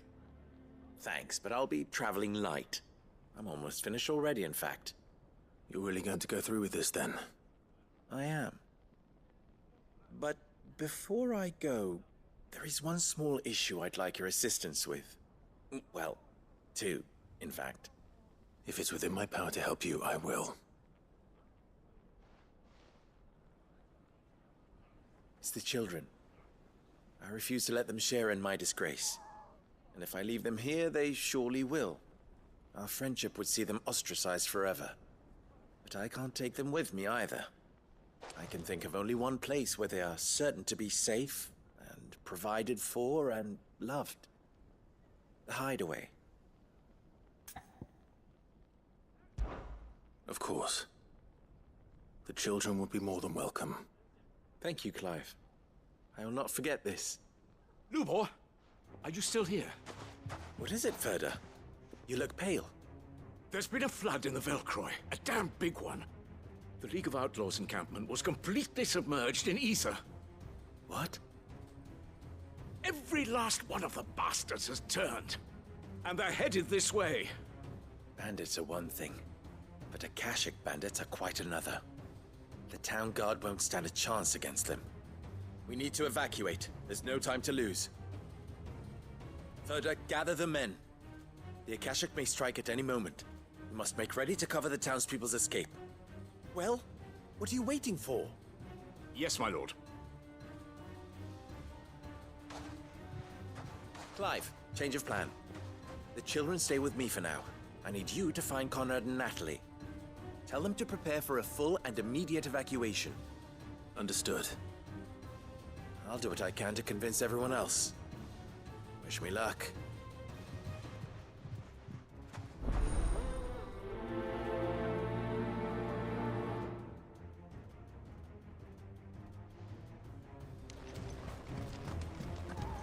What's an You have to listen to me. They're coming.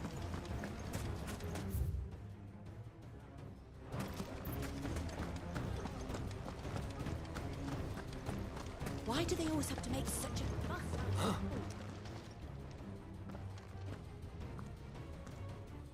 Ah, it's you. What do you want, Lord Underhill? To pass on an important message. There's been an ether flood out in the Velcroy. The camp where the so-called League of Outlaws were gathering has been swallowed. They're no longer just bandits. They're Akashic now, and they could be here at any moment. You need to begin preparing for a full-scale evacuation right away. Oh, do we? And who was it who gave you this disturbing news, might I ask? Lubor, perhaps? The man spreading the same poison out in the square as we speak. You may believe his lies, my lord, but we know better. But why would he lie about something like this? Some twisted attempt at revenge, perhaps. If he had not been unmasked, he may well have been elected our leader. A great honor for one of his kind. One he might well feel aggrieved at having been denied. Lord Underhill, forgive me, but it has become all too evident where your sympathies lie. Lubor cannot be trusted, and neither, therefore, can you. You may not trust me, but for the sake of your people, ask yourselves if there is any chance that this is true. There isn't. You can be certain of that. Now be off with you. You're making a mistake. Come, Clive. If our words will not move them, then we must find another way to help save the town. You're right. Let's speak to Lord Ferda. You have to listen to me. You lied about being one of us. And you're lying now. I think we'd better shut up. What's Lubor raving about now?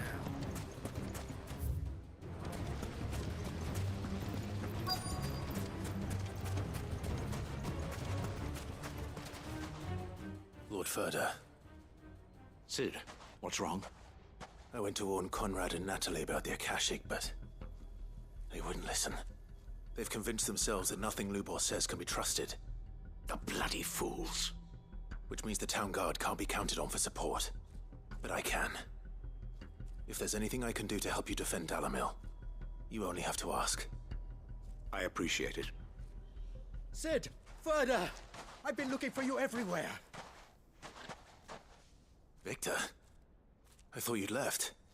I couldn't abandon a friend in need. And Blue Boy is in need at this very moment. Come quickly.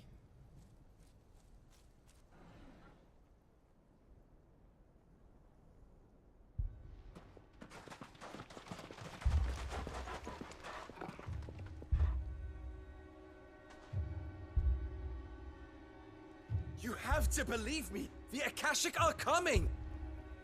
They don't eat, they don't sleep, they don't tire, and they don't care who they kill. They're unlike anything that's come before. There won't be no parley, no mercy granted! We may have saved the town once, but this is different. I do not ask that you forgive me, but please believe me. If you do not run, you will die. You will all fucking die!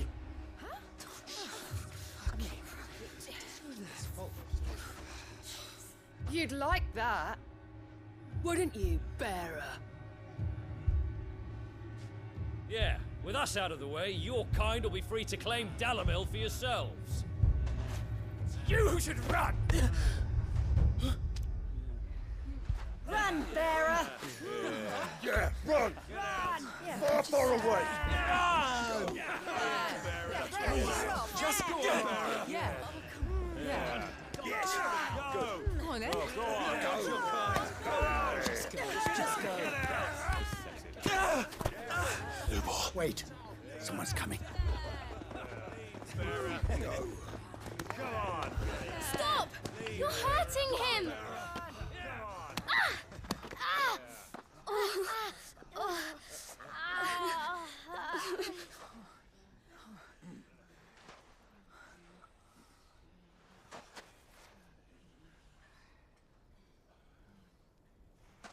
What did Lubor ever do to you? He solves all your stupid problems and he keeps all of you safe. You know there's nothing he wouldn't do for this town. Who was it who made that cleaver you use every day, Conrad? And what about your counting table, Natalie? Who fixed that? Whose men make sure the streets are clean so all your boots don't get dirty? Who spends all day, every day making sure things run smoothly round here?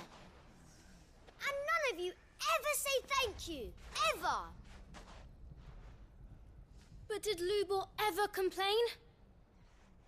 Well, does he ever stop smiling? He keeps this whole place going. And you act like it doesn't even exist.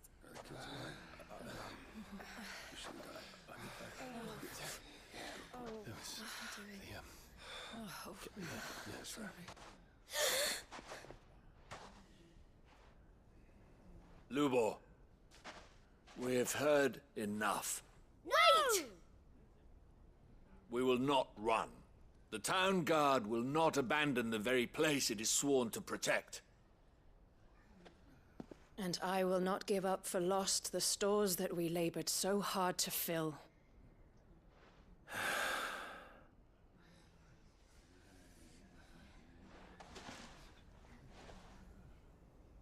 So tell us, how do you propose we deal with these Akashic of yours?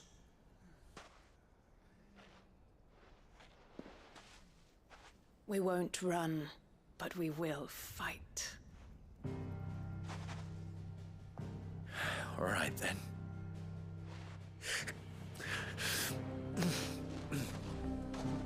Fine.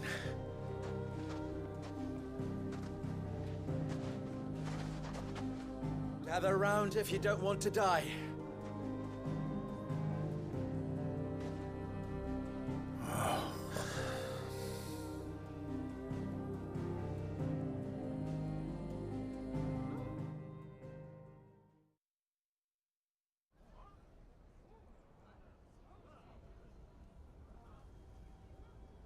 Allow me to explain the situation.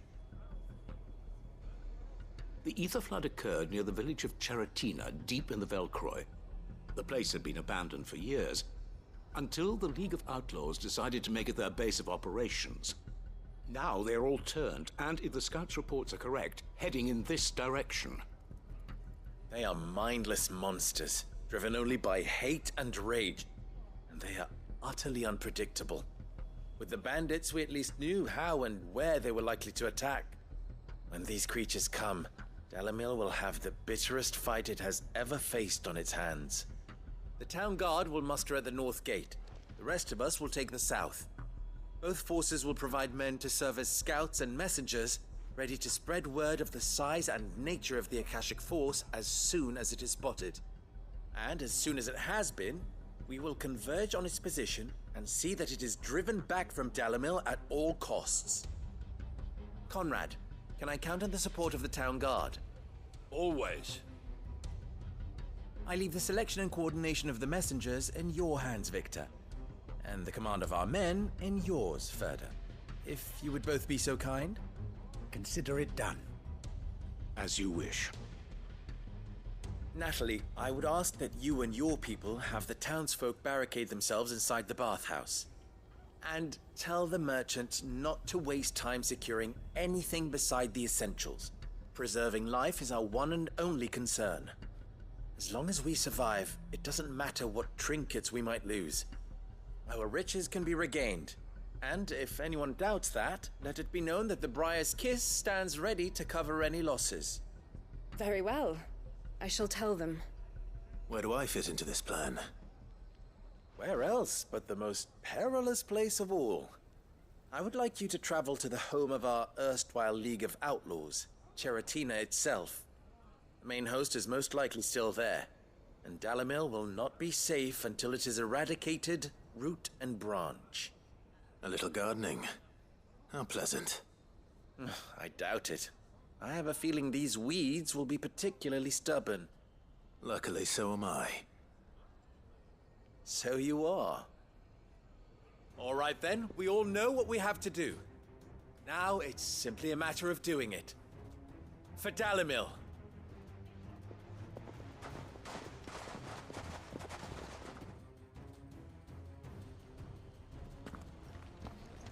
Looks like everyone's ready.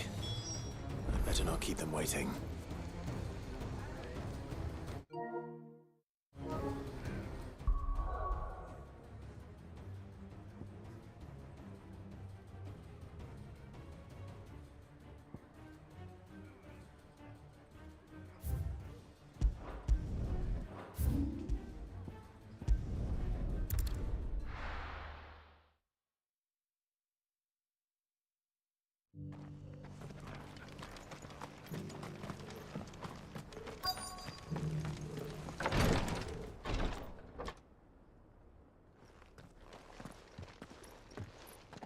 Your Grace, my lord, I trust your journey was not overly onerous. Cyril, you found a letter from Father? Yes, I have it here.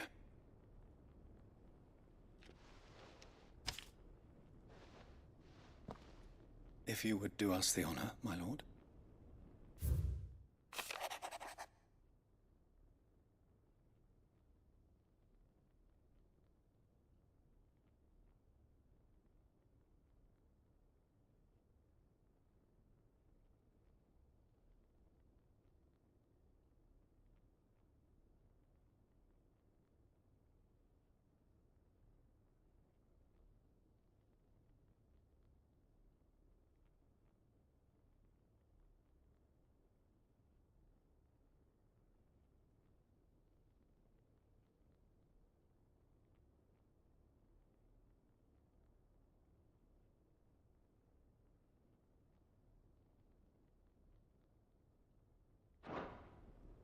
An inheritance. It would seem the late Archduke penned this missive shortly before his passing. The day before we left for Phoenix Gate. What are these plans he spoke of? His plans for the duchy, Your Grace. Your father entrusted them to my predecessor, the former bearer of the Burning Quill. who entrusted them in turn to me. The complete emancipation of bearers is their stated aim. But your father's dream did not end there. His Grace also spoke of building hospices to care for those stricken by the curse, and the founding of a new university to further the development of non-magical technologies. With the blight spreading ever more widely across the Twins, Archduke Elwyn saw this as the only means of securing Rosaria's survival. He wished to see men and bearers treated as equals. To see centuries of common wisdom overturned. Small wonder he did not think it achievable within his lifetime. But he thought it achievable nonetheless. Had he not, he would never have written this message. Nor would he have entrusted his vision to his most faithful aides, those who would have stood with you, shielded you from the machinations of the less benevolent personages at court. It's a pity only they are still with us. 'Tis true that those most loyal to your father were the first to suffer the Duchess's wrath. But one at least remains, and she has come bearing gifts.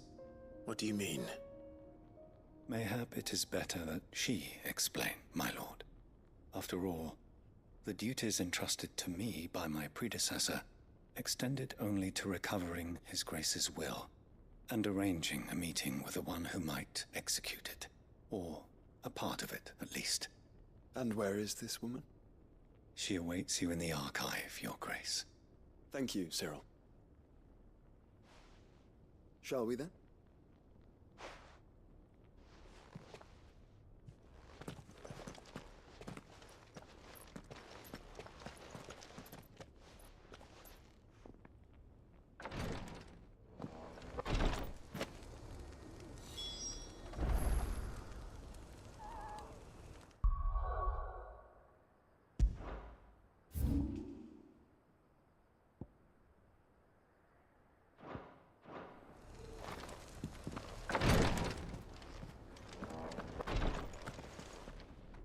Lord Marquis, if you have a moment. What is it, Cyril? One of our brethren lately journeyed across the strait in order to pursue a new avenue of inquiry in our ongoing investigation. He sent an owl some while ago, but we have heard naught from him since. Was he surveying another fallen ruin? No. The object of his study was a savior cult that has arisen in Ash in recent years. We believe it may have some connection to the Circle of Malleus, an ancient religion that worshipped Ultima as its god. By gaining an understanding of this new faith, we hoped to learn more of the Circle's original beliefs. And so you sent one of your brothers to Ash? A continent teeming with orcs and Akashic? Fully cognizant of the risks, yes. I entrusted the mission to one of the most able of our order, the Third Chair, a master of the arts of combat and survival both. Though he has been silent for some days now, I have thus far refrained from sending any others in search of him, lest they be lost in turn. Yet, it seemed only right to inform you of the situation, given your unique experience of the perils of Ash. For as you so earnestly advised me, it would not do to abandon a man to his fate, when he might yet be saved. It would not. But Ash is a big place. Can you be any more specific? Perhaps. The last owl I received from him mentioned a village where he had heard the cult were wont to assemble.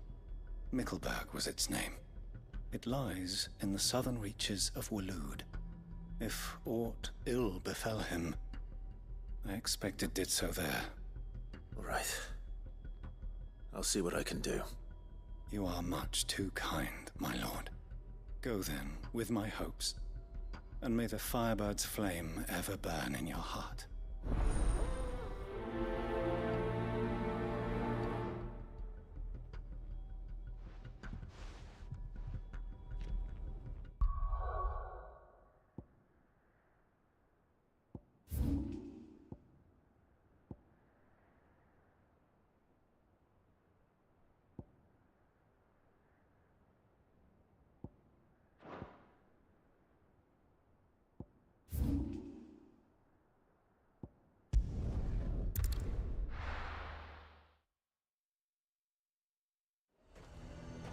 Nazaire might at least have mentioned where in Northreach he'd be testing this recruit.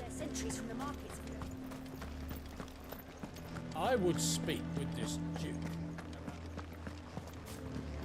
Saw the captain just now.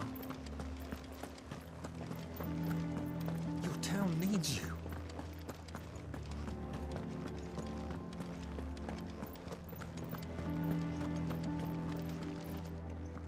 Do you have a moment, Clive? What is it? It's the Duke, unsurprisingly. His Eminence has assumed full control of the garrison and put every able-bodied man to work on the fortifications. The town was left all but unguarded, so Philippe was compelled to form a citizens' watch to fill the void. And though my dear boys have been characteristically willing to assist him in this, they want for bodies. So I was wondering if you would lend them your strength, that the people of Northreach might sleep easier, if only for a few nights. Of course. Whatever you need. Thank you, Clive. What would I do without you? Philippe told me he had men stationed at... Where can I find the mistress of this establishment? Here, my lady. To whom do I have the pleasure of speaking? My name is Sabine, and it is my displeasure to be the daughter of the Duke of Oriflamme, who I understand is causing you and your town no small amount of trouble. I wish to speak to you about what might be done. Very well. Let us speak. I trust you'll forgive me, Clive. Absolutely. Our conversation can wait. Please, proceed. As you know, my father is a most overbearing and supercilious man, and I join you in objecting to his every action. Indeed, I owe you my thanks for continuing to argue against his reckless plans. Yet I fear he is not one to be swayed by reason. No. He must be made to face the consequences of his actions. And who would make him do this? I would. Myself and several other like-minded individuals. Were you to join us, we would surely have the strength to drive him from Northreach for good. Does that not seem a trifle... drastic? Drastic action is precisely what is called for. Unless you are content to see your people downtrodden and dispossessed. My father would have it that citizens exist only to serve the Empire. That they should be forced to make every sacrifice to ensure her revival. But he is wrong. It is not the people who must serve the Empire, but the Empire who must serve her people. He's always been like this. Scornful of the opinions of anyone he judged beneath him. But he cannot be allowed to ride roughshod over the common folk any longer. We must fight him. By all possible means. Fight him? No. My purpose is to quell the tension in Northreach, not to stoke it. Respectfully, my lady. Our only chance of saving this town depends upon every one of us uniting against our common enemy. Your father and his followers included.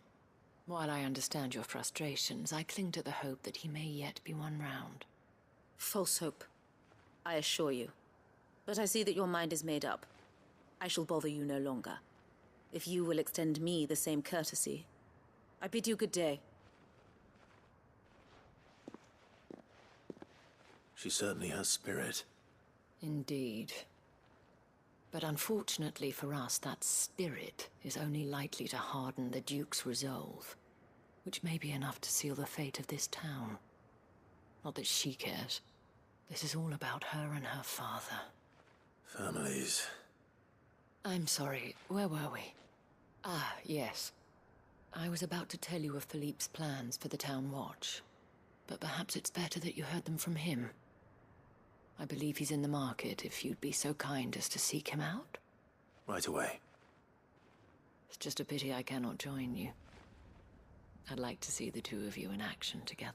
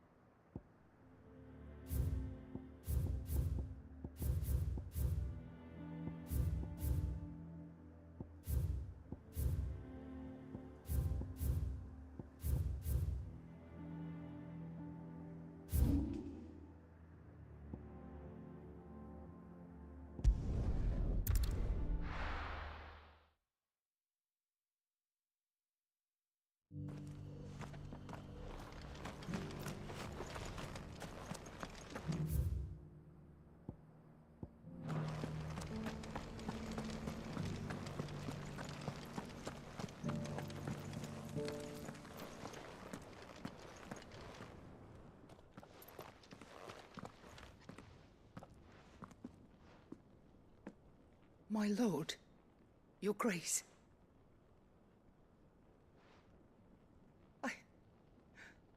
I hardly recognize you.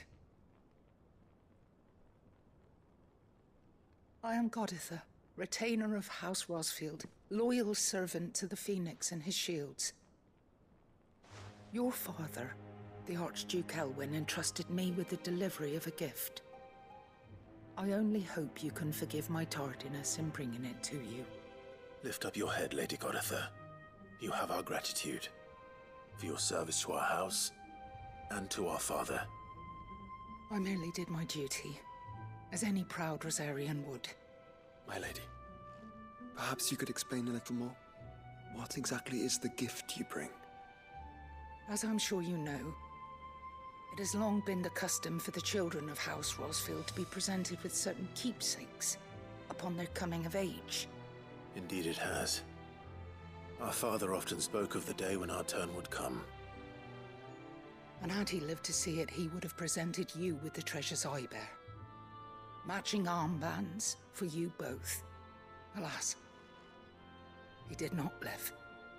Indeed, he was taken from us even before they could be completed. He had intended to claim the Heartstone with which each armband was to be finished himself, but it was not to be. And his gifts remain incomplete. I see. It saddens me to bring them before you, as they are. It was your father's wish that you be presented with the finished articles, not these works in progress. But with his grace long since gone, and the stone left unclaimed, I had little choice. You are grown men now, and his house is yours.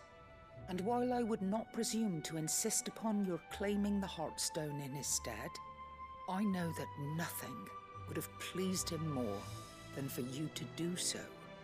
Thank you, Lady Goditha. What say you, Clive? What else?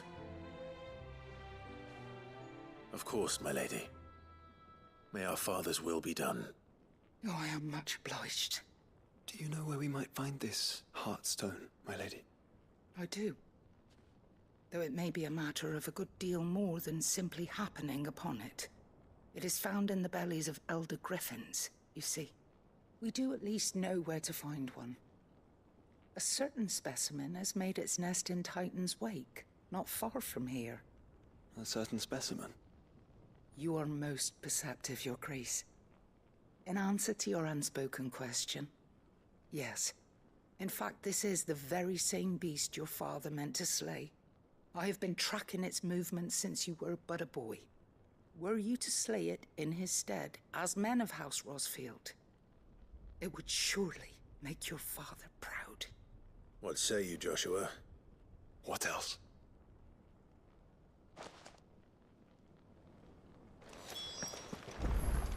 Titan's Wake is to the south of here. But we must not be hasty. The good lady has been disappointed once already.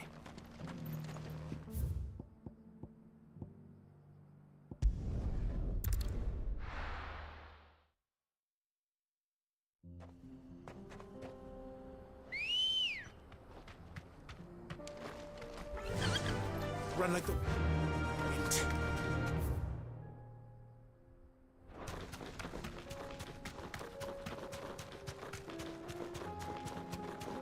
Eyes peeled, Joshua.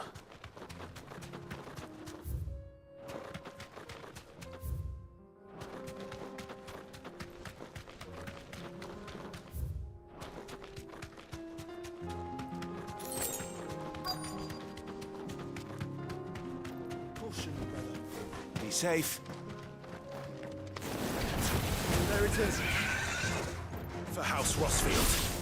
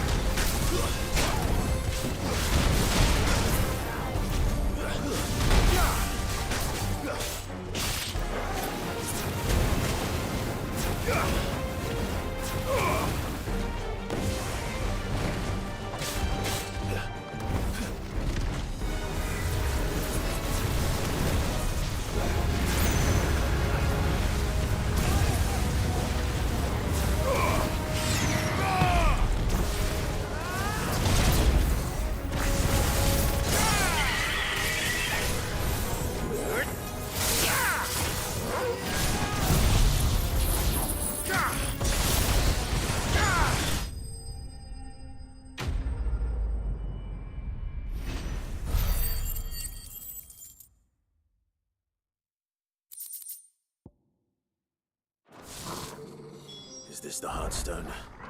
I expect Lady Goditha will know.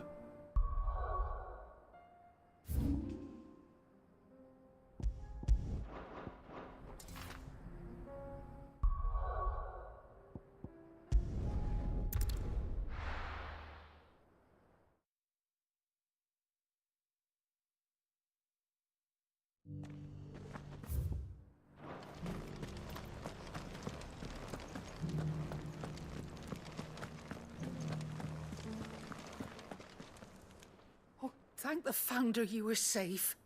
The Griffin is slain then? And the Heartstone claimed.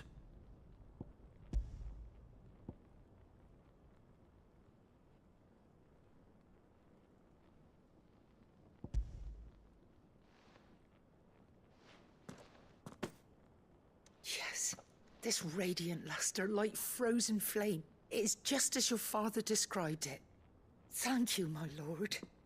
Your Grace. Your father would be so proud. Lady Goditha, the lapidary is ready.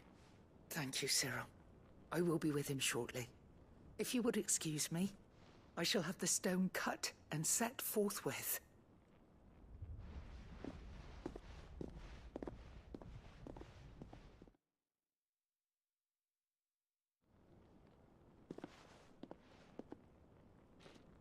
The armbands are complete. Pray, take them. They are yours, after all. Heartstone is harder and more enduring than garnet, or even ruby. It symbolizes unwavering will and devotion. And the graven vines encircling the stone represent the unbreakable bonds between you. It's a message. Father knew we had enemies both inside and outside the duchy. Enemies who would thwart his vision. Only with unwavering devotion would it ever be realized. And only if we stood together, as Phoenix and Shield, as brothers in arms. Only then might those enemies be overcome. Indeed. His Grace knew the enormity of the task he would entrust to you, his heirs. But this was more than just a message. It was a promise. That he would always be with you. Thank you, Lady Goditha, for remaining the steadfast custodian of our father's will. Forgive me, my lady, but there is something I don't quite understand. The Undying told me that after Father died, Mother claimed all of the ducal treasures for her own. Even if the armbands were incomplete, she would surely not have overlooked them. So, how were you able to keep them from her? Because I was the keeper of the vault. Though I was but a lowly servant, your father spoke to me of his intentions for the bands, of the deep love he had for both of you, and his hopes for your future. In the days before the disaster at Phoenix Gate, I discovered that the Duchess had ordered her jewelry be sent away from the castle. It was then that I knew she meant to betray us. I tried to warn your father, but it was too late. When word of the fire reached Rosalith, I knew my time was short.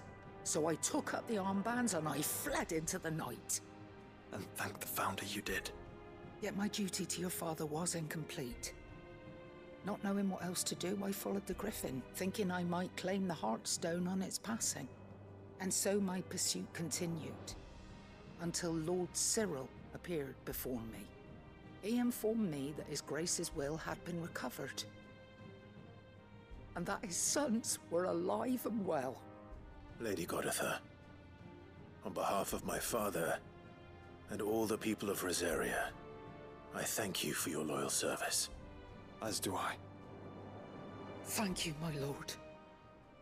Your grace, for coming back to us, for giving my service meaning.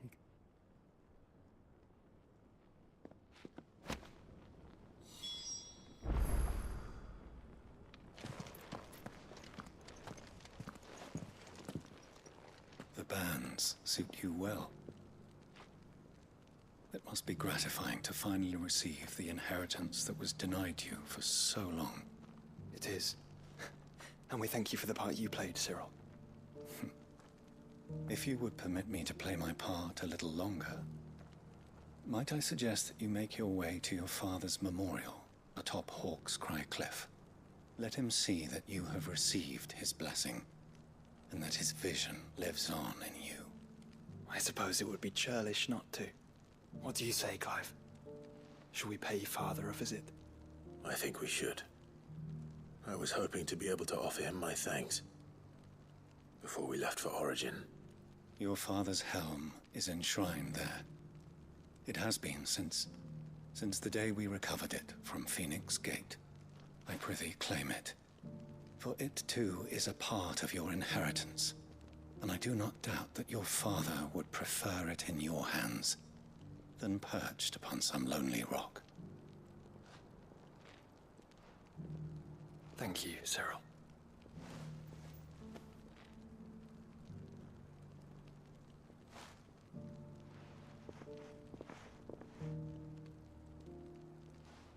Come on, Clive. He's waiting.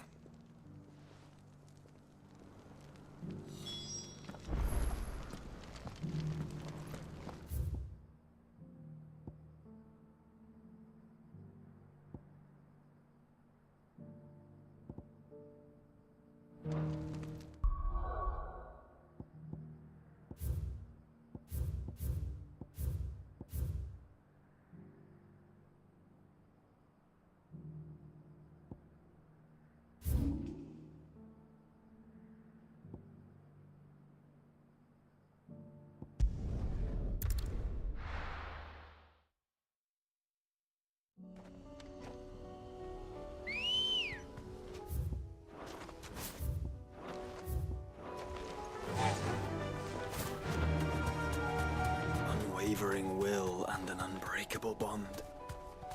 Do you really think we're strong enough? To save the world? Of course. To have overcome Father's political enemies? Of that I'm less certain. Especially knowing what we know now. What Mother was truly capable of. But perhaps these bands would have helped. Knowing he was with us would have made all the difference. Time to fight.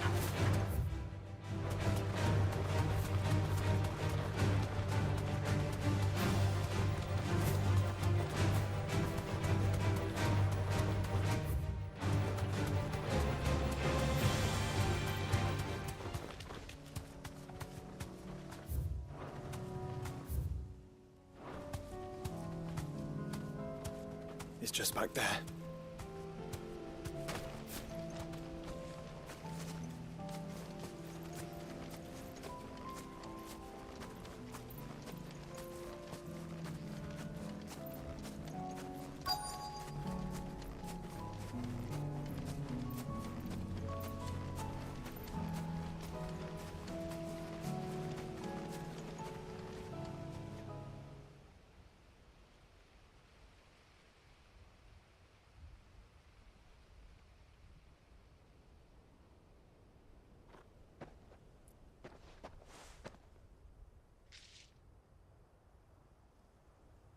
Father always fought for what he believed was right. It wasn't until that night at Phoenix Gate that I realized I had never fought for anything. I always had someone else to do the fighting for me.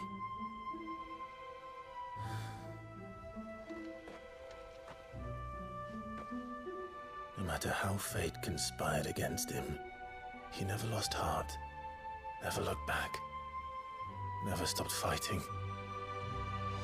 To me, he was the greatest of men. And I been trying to live up to his ideals ever since.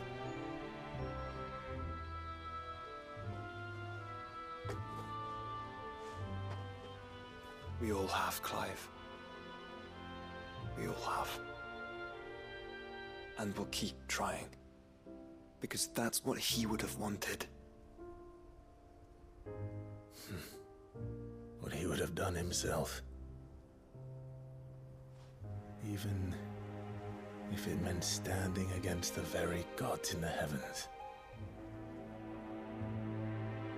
I shall be borrowing this, Father, if I may.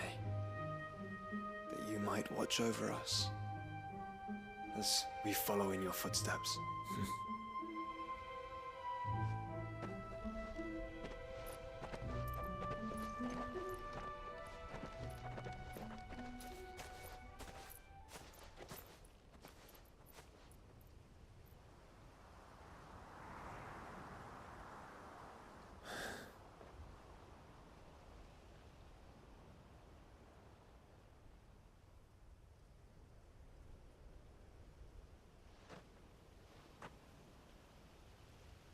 We won't lay you down.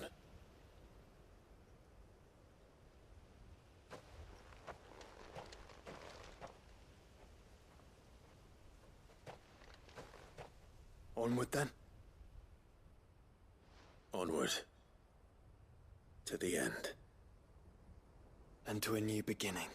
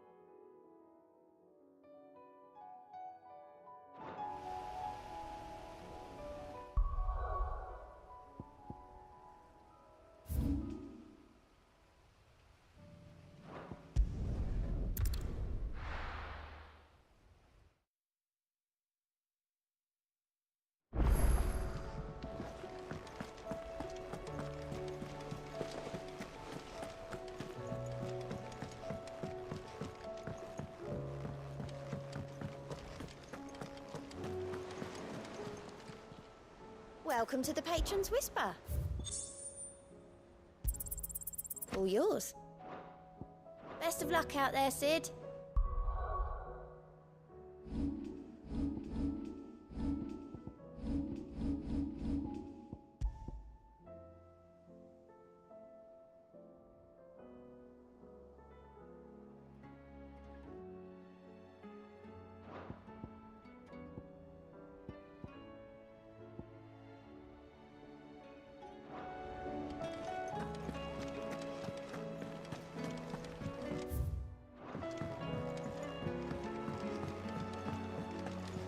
There's something about it.